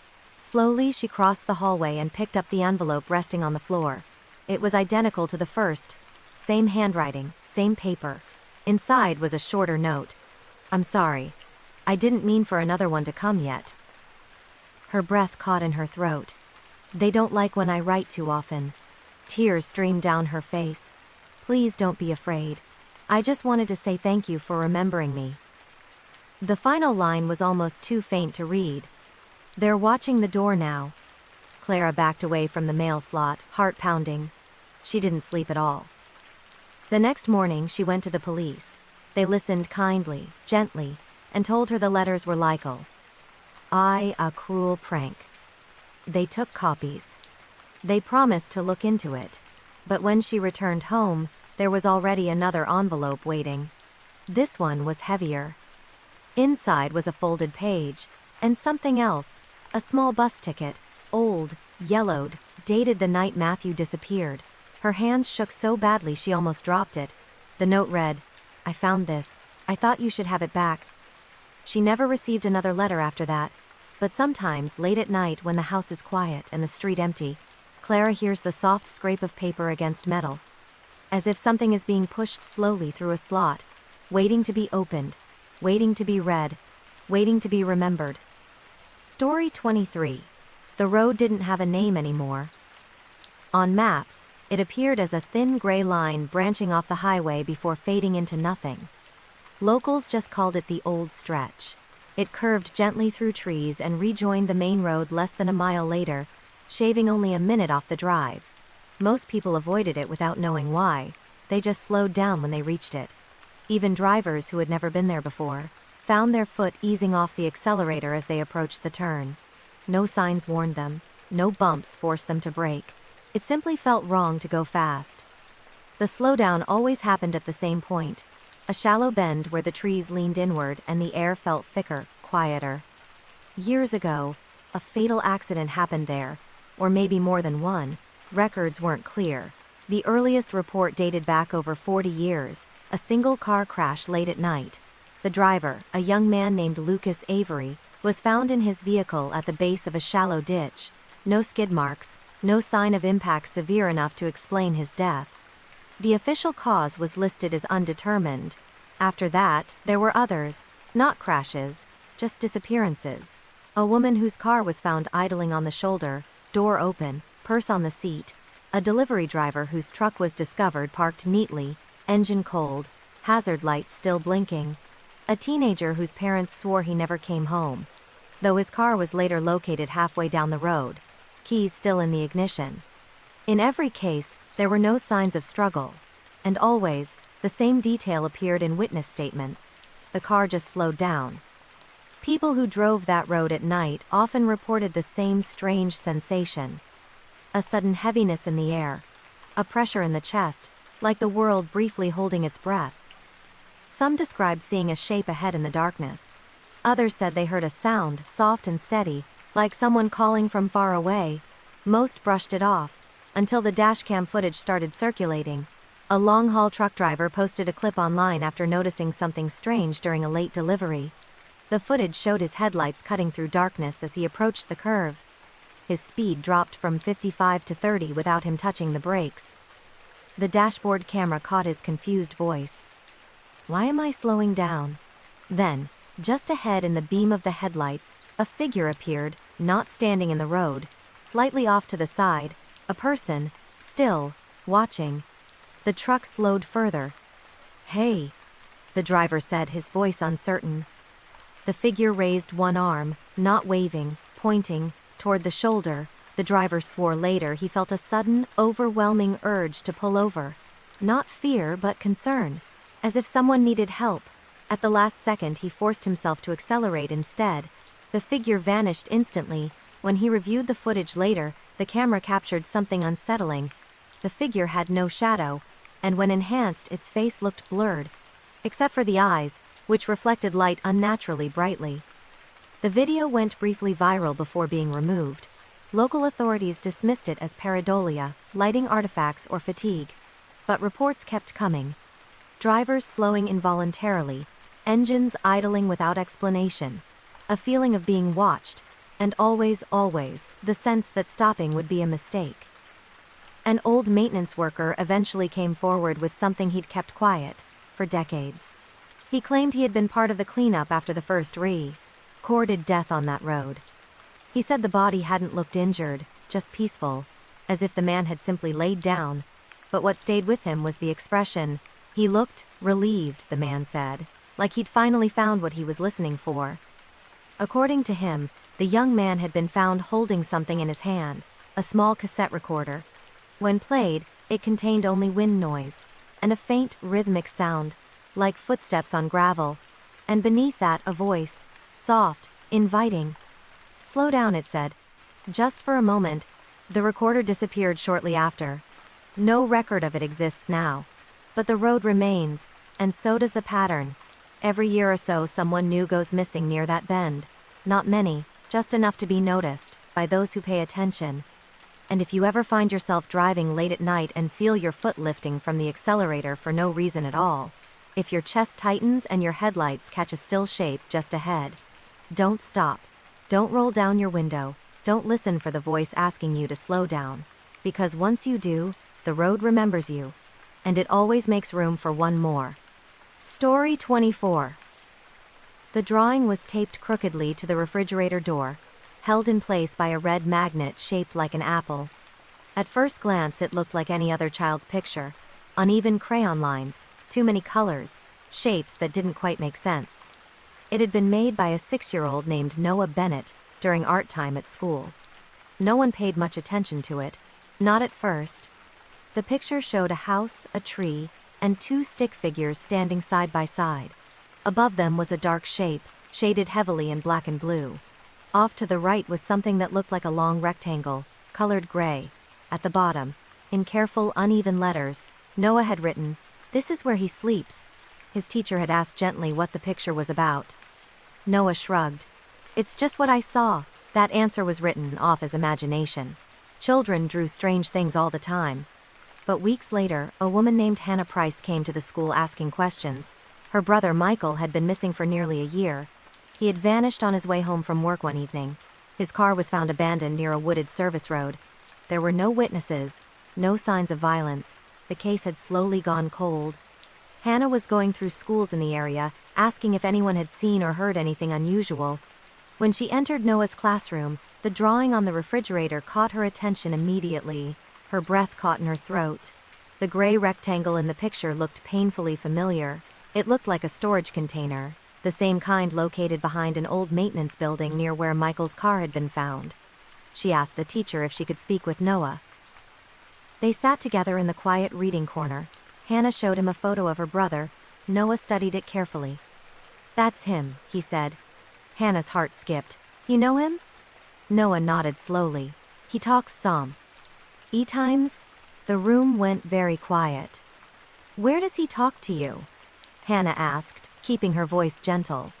Noah pointed to his head. "Here. When I'm drawing." She asked him to explain the picture. Noah traced the black shape at the top with his finger. "That's the place that makes it cold. He doesn't like it there." Then he pointed to the two stick figures. "That's me and him. He stands next to me when I'm coloring." Hannah swallowed hard. "Where is he now?" Noah looked down at the page. "He says he's tired. He says he's been sleeping in the long box." The teacher, pale now, excused herself and contacted the school counselor, who contacted authorities.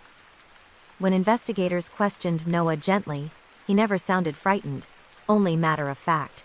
He described a place he had never physically been to, a fenced-off utility yard behind an abandoned building. He described a long metal container, partially hidden by brush. When police searched the location, they found it exactly as described. Inside the container were personal effects, a jacket, a wallet, a phone. They belonged to Michael Price. Further investigation revealed that the container had once been used temporarily by a contractor, and then forgotten. The lock had rusted shut from the outside. There were no signs of a struggle.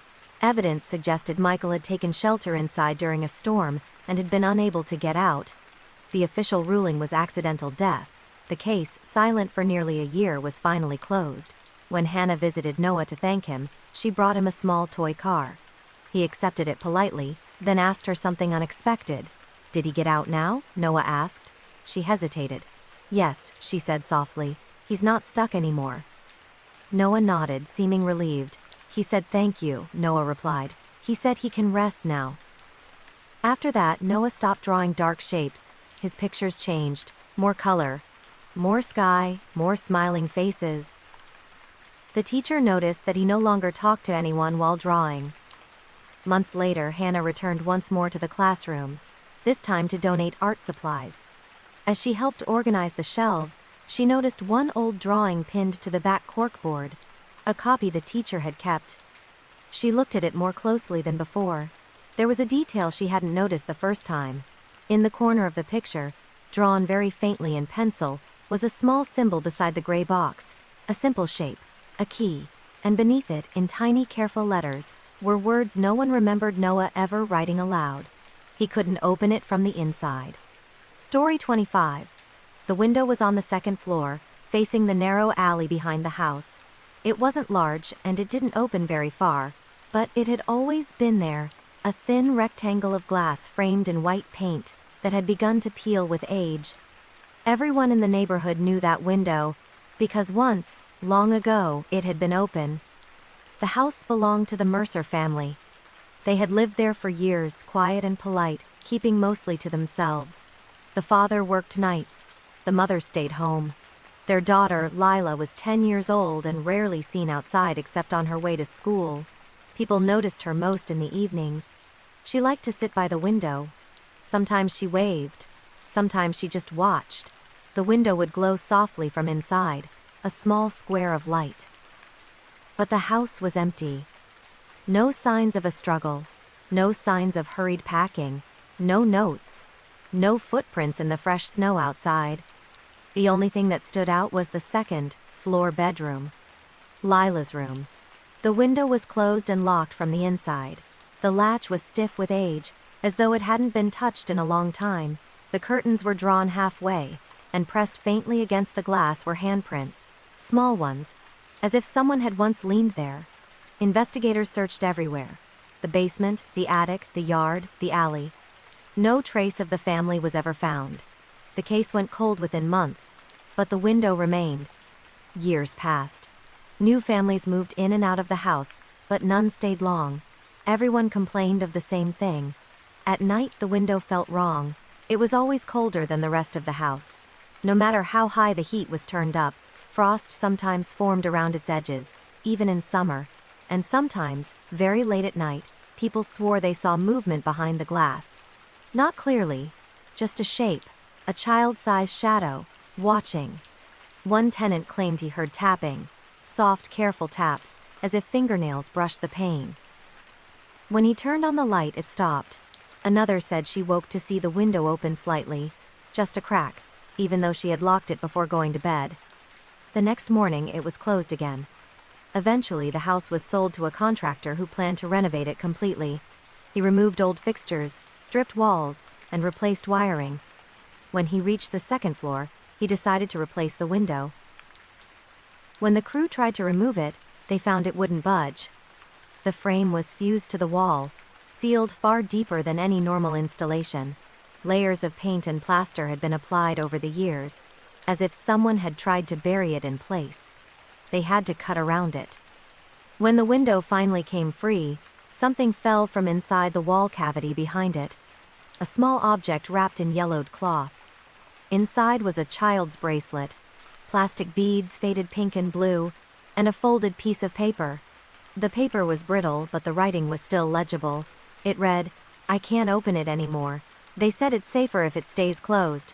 Please don't forget I'm here." The contractor called the police. The investigation reopened, quietly. Records were reviewed again, old interviews replayed. A detail finally stood out. Years ago, a neighbor had told police that on the night the Mercers vanished, she heard crying, not from inside the house but from the alley. She hadn't reported it at the time because it stopped suddenly, and because she was afraid of being wrong. Behind the house, investigators dug where the soil had once been disturbed. They found what remained of a narrow crawl space that had been filled in long ago. Inside were traces of belongings, fabric, buttons, small bones, enough to confirm what no one wanted to believe. The family had never left. The window upstairs had not been a place to look out. It had been a place to look in. After the discovery, the house was demolished. The lot was left empty, but people who walk past at night still say something feels wrong there. Some swear that if you stop and look closely, you can see a faint square of light hanging in the air where the window once was. And sometimes, when the street is very quiet, there comes a soft sound, not a knock, not a scratch, but the gentle press of small hands against invisible glass, waiting, hoping to be seen. Story 26. The poster had been hanging in the grocery store window for years. Most people stopped noticing it after the first few weeks. The paper had faded from white to a dull yellow, the corners curled inward, and the tape holding it up had been replaced more times than anyone could remember. It showed the face of a young woman with soft eyes and a hesitant smile. Missing. Have you seen her? Her name was Emily Carter. She had disappeared 12 years earlier, walking home from her evening shift at a diner just 3 blocks away. No witnesses, no signs of struggle, no trace. The case faded quietly like so many others, but the poster remained. New employees asked why it was still there. The manager always said the same thing. Her mother asked us to keep it up. Most people barely glanced at it anymore. Until one evening, a man named Daniel did. He had just moved to town for work and stopped by the store after unpacking. While waiting in line, his eyes drifted to the bulletin board near the door. Notices, lost pets, old flyers. And then he froze. The face on the poster was familiar. Uncomfortably familiar. He stared at it longer than he meant to, his chest tightening with a strange pressure he couldn't explain. The woman's eyes, the shape of her mouth. Something about her expression tugged at his memory. It felt like recognition, but not memory. More like reflection. That night, Daniel couldn't sleep. Every time he closed his eyes, he saw the poster again. The face seemed closer now, clearer. Sadder. He dreamed of standing in a narrow hallway lit by flickering lights. At the end of it stood a mirror. When he approached, the reflection didn't move with him. Instead, it smiled. The next morning, Daniel returned to the store and studied the poster again. He noticed something he hadn't before. The date. Emily had gone missing on the same day he had moved to town. Not the same year, the same month, same day. just 12 years apart. That coincidence sat heavily with him. Over the following weeks, he began noticing other things. People sometimes hesitated when speaking to him, then shook their heads as if clearing a thought. A barista once stared at him and asked quietly, "Do you have a sister?" A neighbor told him, "You look like someone I used to know," before trailing off. At night, he dreamed of places he had never been. A back alley behind the diner, a bus stop at the edge of town, a narrow staircase that smelled of dust and rain. In the dreams, he wasn't alone. Someone walked beside him, just out of sight. One evening, curiosity finally pushed him to act. He went to the police station and asked about Emily Carter. The desk officer pulled the old file. Photos, notes, statements. Daniel leaned closer as the folder opened and felt his breath catch, because one of the last recorded witness descriptions read, "She was talking to someone who looked a lot like her. Same height, same hair. Could have been a sibling." Daniel stared at the page. "I don't have a sister," he said quietly. The officer looked at him strangely. "Are you sure?" Later that night, Daniel stood in front of his bathroom mirror. He studied his reflection more closely than ever before.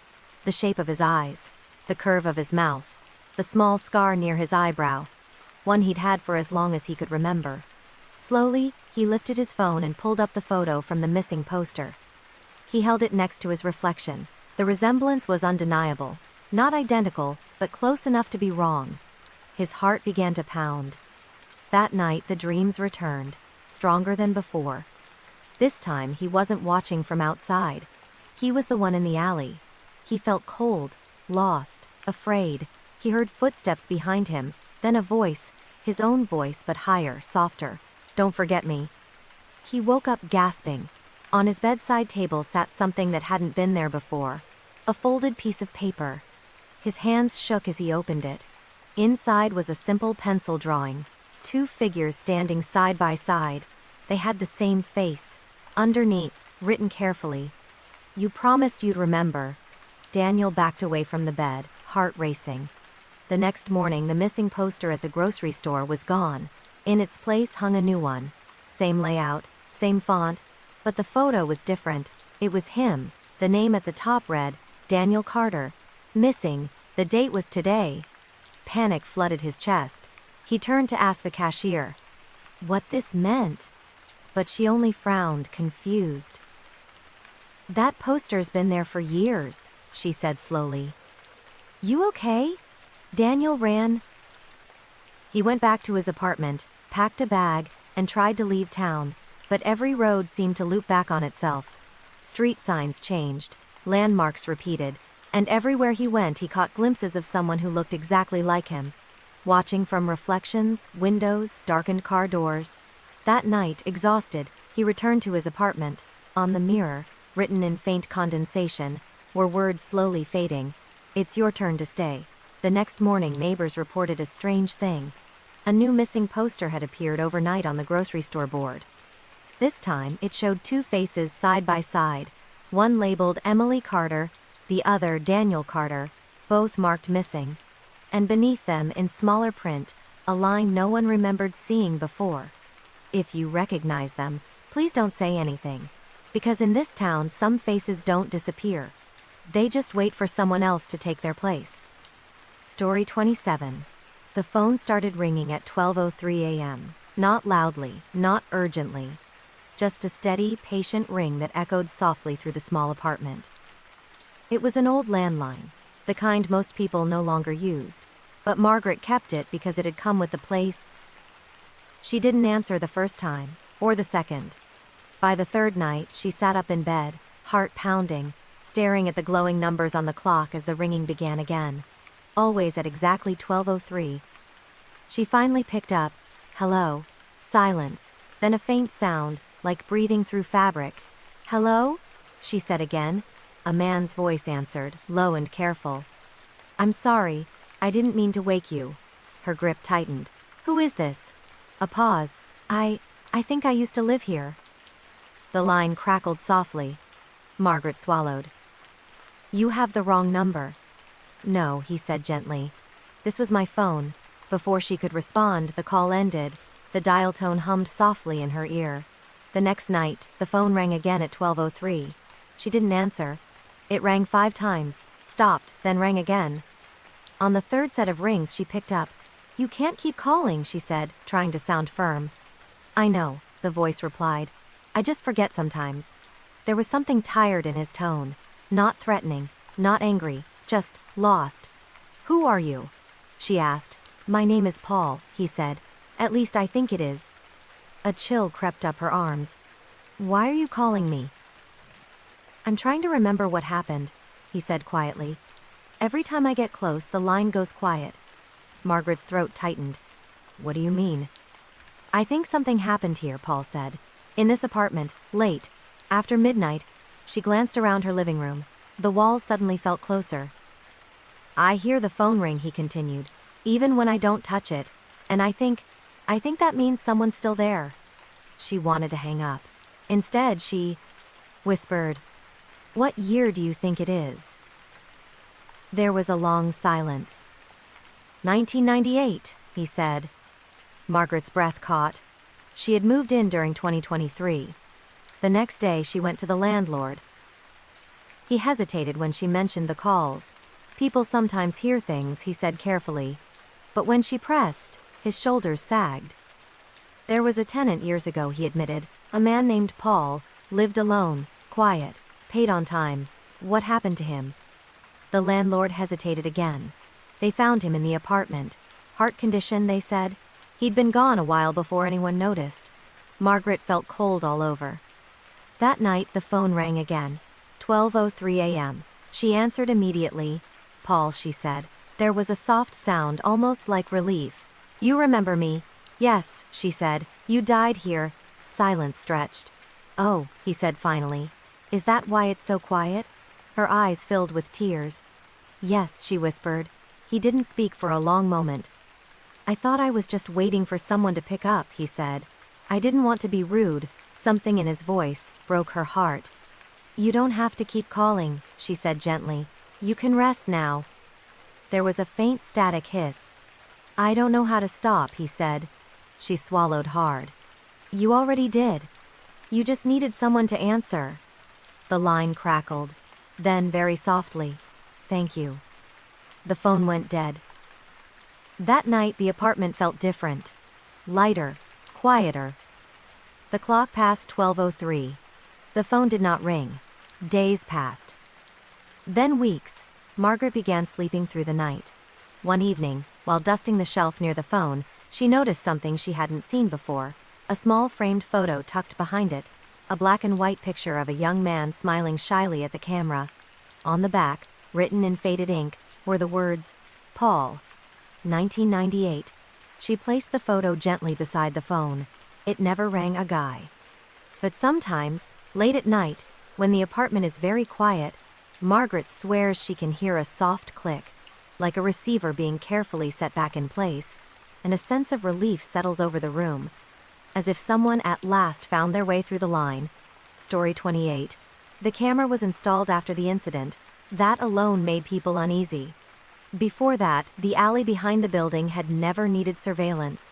It was narrow, dim, and mostly ignored, a shortcut for delivery drivers, a place where trash bins lined the brick walls. Nothing ever happened there, until one night something did. A man named Victor Hale vanished while walking home from his late shift at a print shop. His route was short, familiar, and well lit except for the alley that cut 5 minutes off the walk. He had used it for years. That night he never came out the other side. Police searched for days. There were no witnesses. No signs of a struggle. No blood. No personal items. Nothing. So the building manager installed a security camera facing the alley entrance, hoping to prevent future issues. For months, the footage showed nothing unusual. Until one night, at 1:41 a.m., the camera recorded something strange. The alley was empty. Then the lights flickered, and the footage skipped. When it resumed, someone was standing there. A man, facing away from the camera. He hadn't walked in from either side. He was simply there. The timestamp jumped forward by 2 seconds. The man didn't move. His posture was stiff, arms slightly bent at his sides. He stood too still, not like someone pausing, but like someone waiting to be activated. The camera zoomed slightly as part of its automatic tracking. That's when the distortion appeared. His outline shimmered, bending at the edges, as if the air around him couldn't quite hold his shape. Then, slowly, he turned his head. The footage blurred violently at that moment. Frames dropped. The image pixelated into blocks of shadow and light. When the image stabilized, the man was gone. The timestamp skipped forward again. No footsteps, no exit, just an empty alley. The technician reviewing the footage flagged it as a glitch, compression error, low light artifact, nothing more. But then it happened again, and again, always between 1:40 and 1:45 a.m. Always the same shape, always the same pause, always the same distortion when it turned. After the fourth incident, someone adjusted the camera settings to record at higher resolution. That was when the detail appeared. The figure's face, partially visible in one frozen frame, looked wrong, not blurred, wrong. Its features were there but slightly misaligned, as if assembled from memory rather than flesh. Eyes too reflective, mouth not quite centered, and beneath the distortion something else appeared. A second face. Faint, superimposed, a human face, recognizable. Victor Hales. The technician froze the frame and zoomed in. The resemblance was undeniable. Same jawline, same nose, same faint scar on the cheek, but his expression was different. It wasn't fear, it was exhaustion, like someone trying very hard to stay upright. The footage was escalated to authorities. They reviewed the timestamp data and cross-referenced it with records from the night Victor disappeared. The time matched, exactly, 1:42 a.m. The alley camera had not existed back then, but the timestamp lined up perfectly. More footage was reviewed. In later clips, something changed. The figure appeared closer to the camera each time.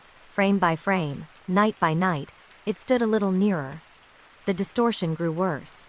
The image warped around it, bending the alley walls inward. Then one night, it raised its hand. Not in greeting, not in threat, in confusion, as if reaching for something it couldn't quite took. The camera glitched violently. When the feed returned, the alley was empty again, but the soundtrack, previously silent, now carried something faint, a breath, followed by a whisper, "Why can't you see me?" The recording sent chills through everyone who heard it. The camera was removed the next day, but that didn't stop it. Other cameras nearby began recording similar distortions. Street cams, store cams, even a dashboard camera parked across the street, all at the same time, all at 1:42 a.m. Each showed the same shape, from different angles, occupying the same impossible space, always half-formed, always flickering, always trying to face the lens. Then, one night, the footage changed. At 1:42 a.m., the alley was empty, no distortion, no figure. The timestamp continued normally, but the audio track recorded something new, a slow exhale, then a quiet sentence, spoken clearly for the first time, "I think you can see me now." After that night, the disturbances stopped. The cameras returned to normal. The alley went back to being just an alley. The investigation was quietly closed, labeled a software anomaly, but one technician kept a copy of the final frame. Years later, he admitted something he'd never written down. In the reflection of a window at the far end of the alley, barely visible in the dark glass, there was another shape, a human silhouette, standing where the camera should have been, watching, as if whatever had been trapped between frames had finally figured out where the real eyes were, and learned how to look back. Story 29. The message appeared on the screen without a sound. No vibration, no notification tone, just a soft glow that woke Emma Carter from sleep as her phone lit the room beside her bed. 3:17 a.m. She blinked, disoriented, and reached for the phone, assuming it was a spam alert or a system update. But when she picked it up, she saw a message notification from an app she hadn't opened in years. Voice notes. One new recording. Her chest tightened. She hadn't used the voice recorder since college. Slowly, she tapped the notification. The screen opened to a single audio file, time-stamped 3:17 a.m., labeled only, "Don't forget." Emma sat up in bed. Her thumb hovered for several seconds before she pressed play. At first, there was silence. Then a soft, uneven breath. Not loud, not distorted, close, too close. A woman's voice followed, quiet, careful, almost apologetic. "Hi, I know you're asleep. I'm sorry." Emma's heart began to race. The voice sounded like hers, not exactly, but close enough to make her stomach twist. "I didn't mean to leave it this late," the voice continued. "I just didn't want you to forget again." A faint sound came through the recording, like fabric shifting. "I know you don't remember yet. That's okay. You never do at first." Emma stopped breathing. The voice went on, calm and patient. "It's 3:17. That part always stays the same." The recording ended. Her phone screen went dark. Emma sat frozen, staring at her reflection in the black glass. She checked the file details. Created today, 3:17 a.m. Length, 042. Location, unknown. Her hands were shaking now. She checked the app history. No other recordings, no recent activity. Just that one file. She told herself it had to be a glitch, some corrupted audio, a prank, anything. But sleep didn't come back. The next morning, she checked her phone again. The recording was still there. She almost deleted it. Instead, she pressed play once more. This time, she noticed something she hadn't before. Beneath the voice, barely audible, was a second sound. A slow, rhythmic tapping. 3 taps, a pause, 3 taps again. That night, Emma left her phone on the kitchen counter instead of beside her bed. She told herself she wouldn't check it again. At 3:17 a.m., the kitchen light flicked on by itself. She sat up in bed, heart pounding. From down the hall came a soft electronic chime. The message tone. She didn't move. After a long moment, the light turned off. In the morning, her phone held a new recording. "You moved it again." Her hands trembled as she pressed play. This time, the voice sounded closer. "Clearer. You always do that when you're scared," it said gently. "It's okay. I remember," Emma whispered. "Remember what?" The audio crackled. Then, faintly, as if smiling. "The night we promised to remind each other." Her breath caught. Images surfaced. Not memories exactly, but impressions. A dark room. 2 phones glowing. Whispered laughter. A pact made half joking, half serious. "If one of us forgets, we'll leave messages." She shook her head hard. "That's not real." That night, she stayed awake on purpose. At 3:16 a.m., she stared at her phone. At 3:17, the screen lit up by itself. A new message appeared. "You're awake this time." Before she could react, audio began playing automatically. Her own voice filled the room, unmistakably hers but younger. "We have to keep doing this," the recording said. "If we stop, it forgets us completely," another voice whispered, beneath it. "Promise." "I promise." Emma's hands flew to her mouth. The recording ended with a soft exhale. The room felt colder. Suddenly, the phone vibrated again. Not with a recording but with live audio. She could hear breathing. Not through the speaker. Behind her. Very close. A whisper brushed the air near her ear, warm and familiar. "Your turn now." She spun around. Nothing was there. Her phone buzzed once more. A final message appeared on the screen. "Recording saved. Time, 3:17 a.m." From that night on, Emma stopped sleeping at 3 a.m. But it didn't matter. Every morning, without fail, she woke to a new audio file on her phone, each on. E sounded more like her. Each one remembered things she didn't. And each ended the same way, with a soft, patient reminder spoken in her own voice. "Don't worry, I'll make sure you don't forget." Story 30. The file was thin. Too thin for a case that had supposedly taken 3 years to investigate. Detective Aaron Holt noticed that immediately when he pulled it from the archive shelf. No photos clipped to the inside. No evidence logs. No transcripts. Just a handful of reports and a stamped label across the front.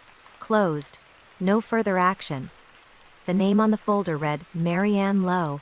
She had vanished 14 years earlier.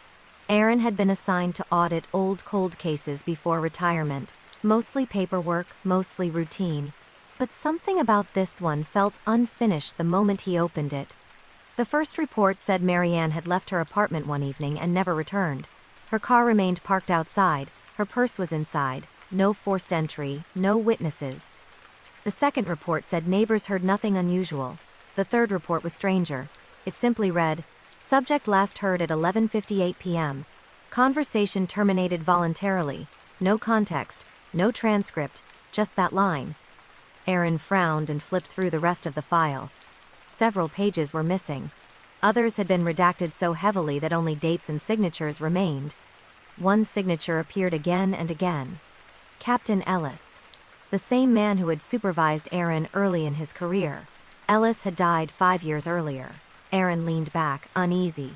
He requested access to the audio archive linked to the case. The clerk hesitated, but eventually retrieved an old digital storage unit labeled with the same case number.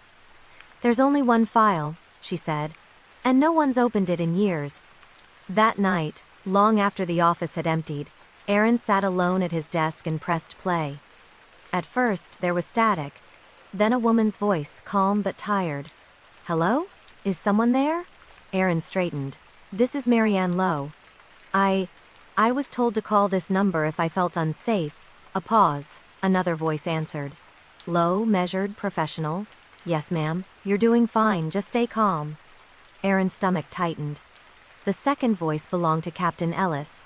On the recording, Marianne spoke in short, uncertain sentences. She said she felt watched, that someone had been standing outside her apartment door for hours, that she could hear breathing on the other side. Ellis's voice remained calm, reassuring. "Sometimes fear can make ordinary sounds seem worse than they are," he said. "Let's slow down together." She hesitated. I think it knows I'm on the phone." Ellis paused before replying. "Then lower your voice. You don't want to upset it." Aaron's hand froze over the keyboard. The tape continued. "I can hear it moving now," Marianne whispered. "It's very quiet." Ellis spoke again, still steady. "Good. That means it's listening. Just do what it wants." There was a long silence. Then Marianne's breathing slowed. "I don't hear it anymore," she said softly. "I think it left." "That's good," Ellis replied. "You can hang up now." The call ended. Aaron sat frozen in his chair, pulse pounding. The timestamp showed the call ended at 11:58 p.m., exactly the time listed in the report. He rewound the recording and listened again, hoping he had misheard something. He hadn't. The voice was unmistakably Ellis's. Aaron searched deeper in the system.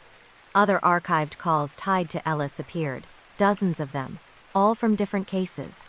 All late at night. All involving frightened callers. All ending the same way.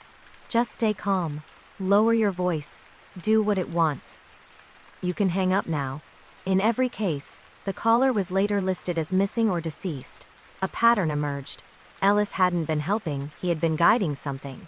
Aaron sat back, heart pounding, when his desk phone rang. The sound shattered the silence. He stared at it, dread pooling in his chest. The display showed no number, just one word, "incoming." Against his better judgment, he picked up. "Hello?" he said quietly. A familiar, calm voice replied. "You found the file." Aaron's blood ran cold. "Captain Ellis?"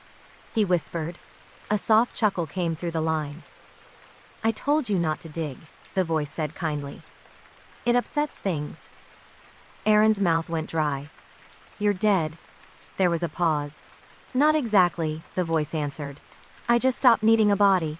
The office lights flickered. "You see," the voice continued, "someone has to answer the calls. Someone has to keep things quiet." Aaron's computer screen flickered to life on its own. A new file opened. At the top, in bold letters, was his name. Case file, Aaron Holt. His hands shook as the cursor began typing by itself. Subject has become aware. Subject is listening. The phone crackled. "You did very well," the voice said gently. "Now you just need to stay calm." Aaron tried to speak, but no sound came out. On the screen, a final line appeared, "Case closed."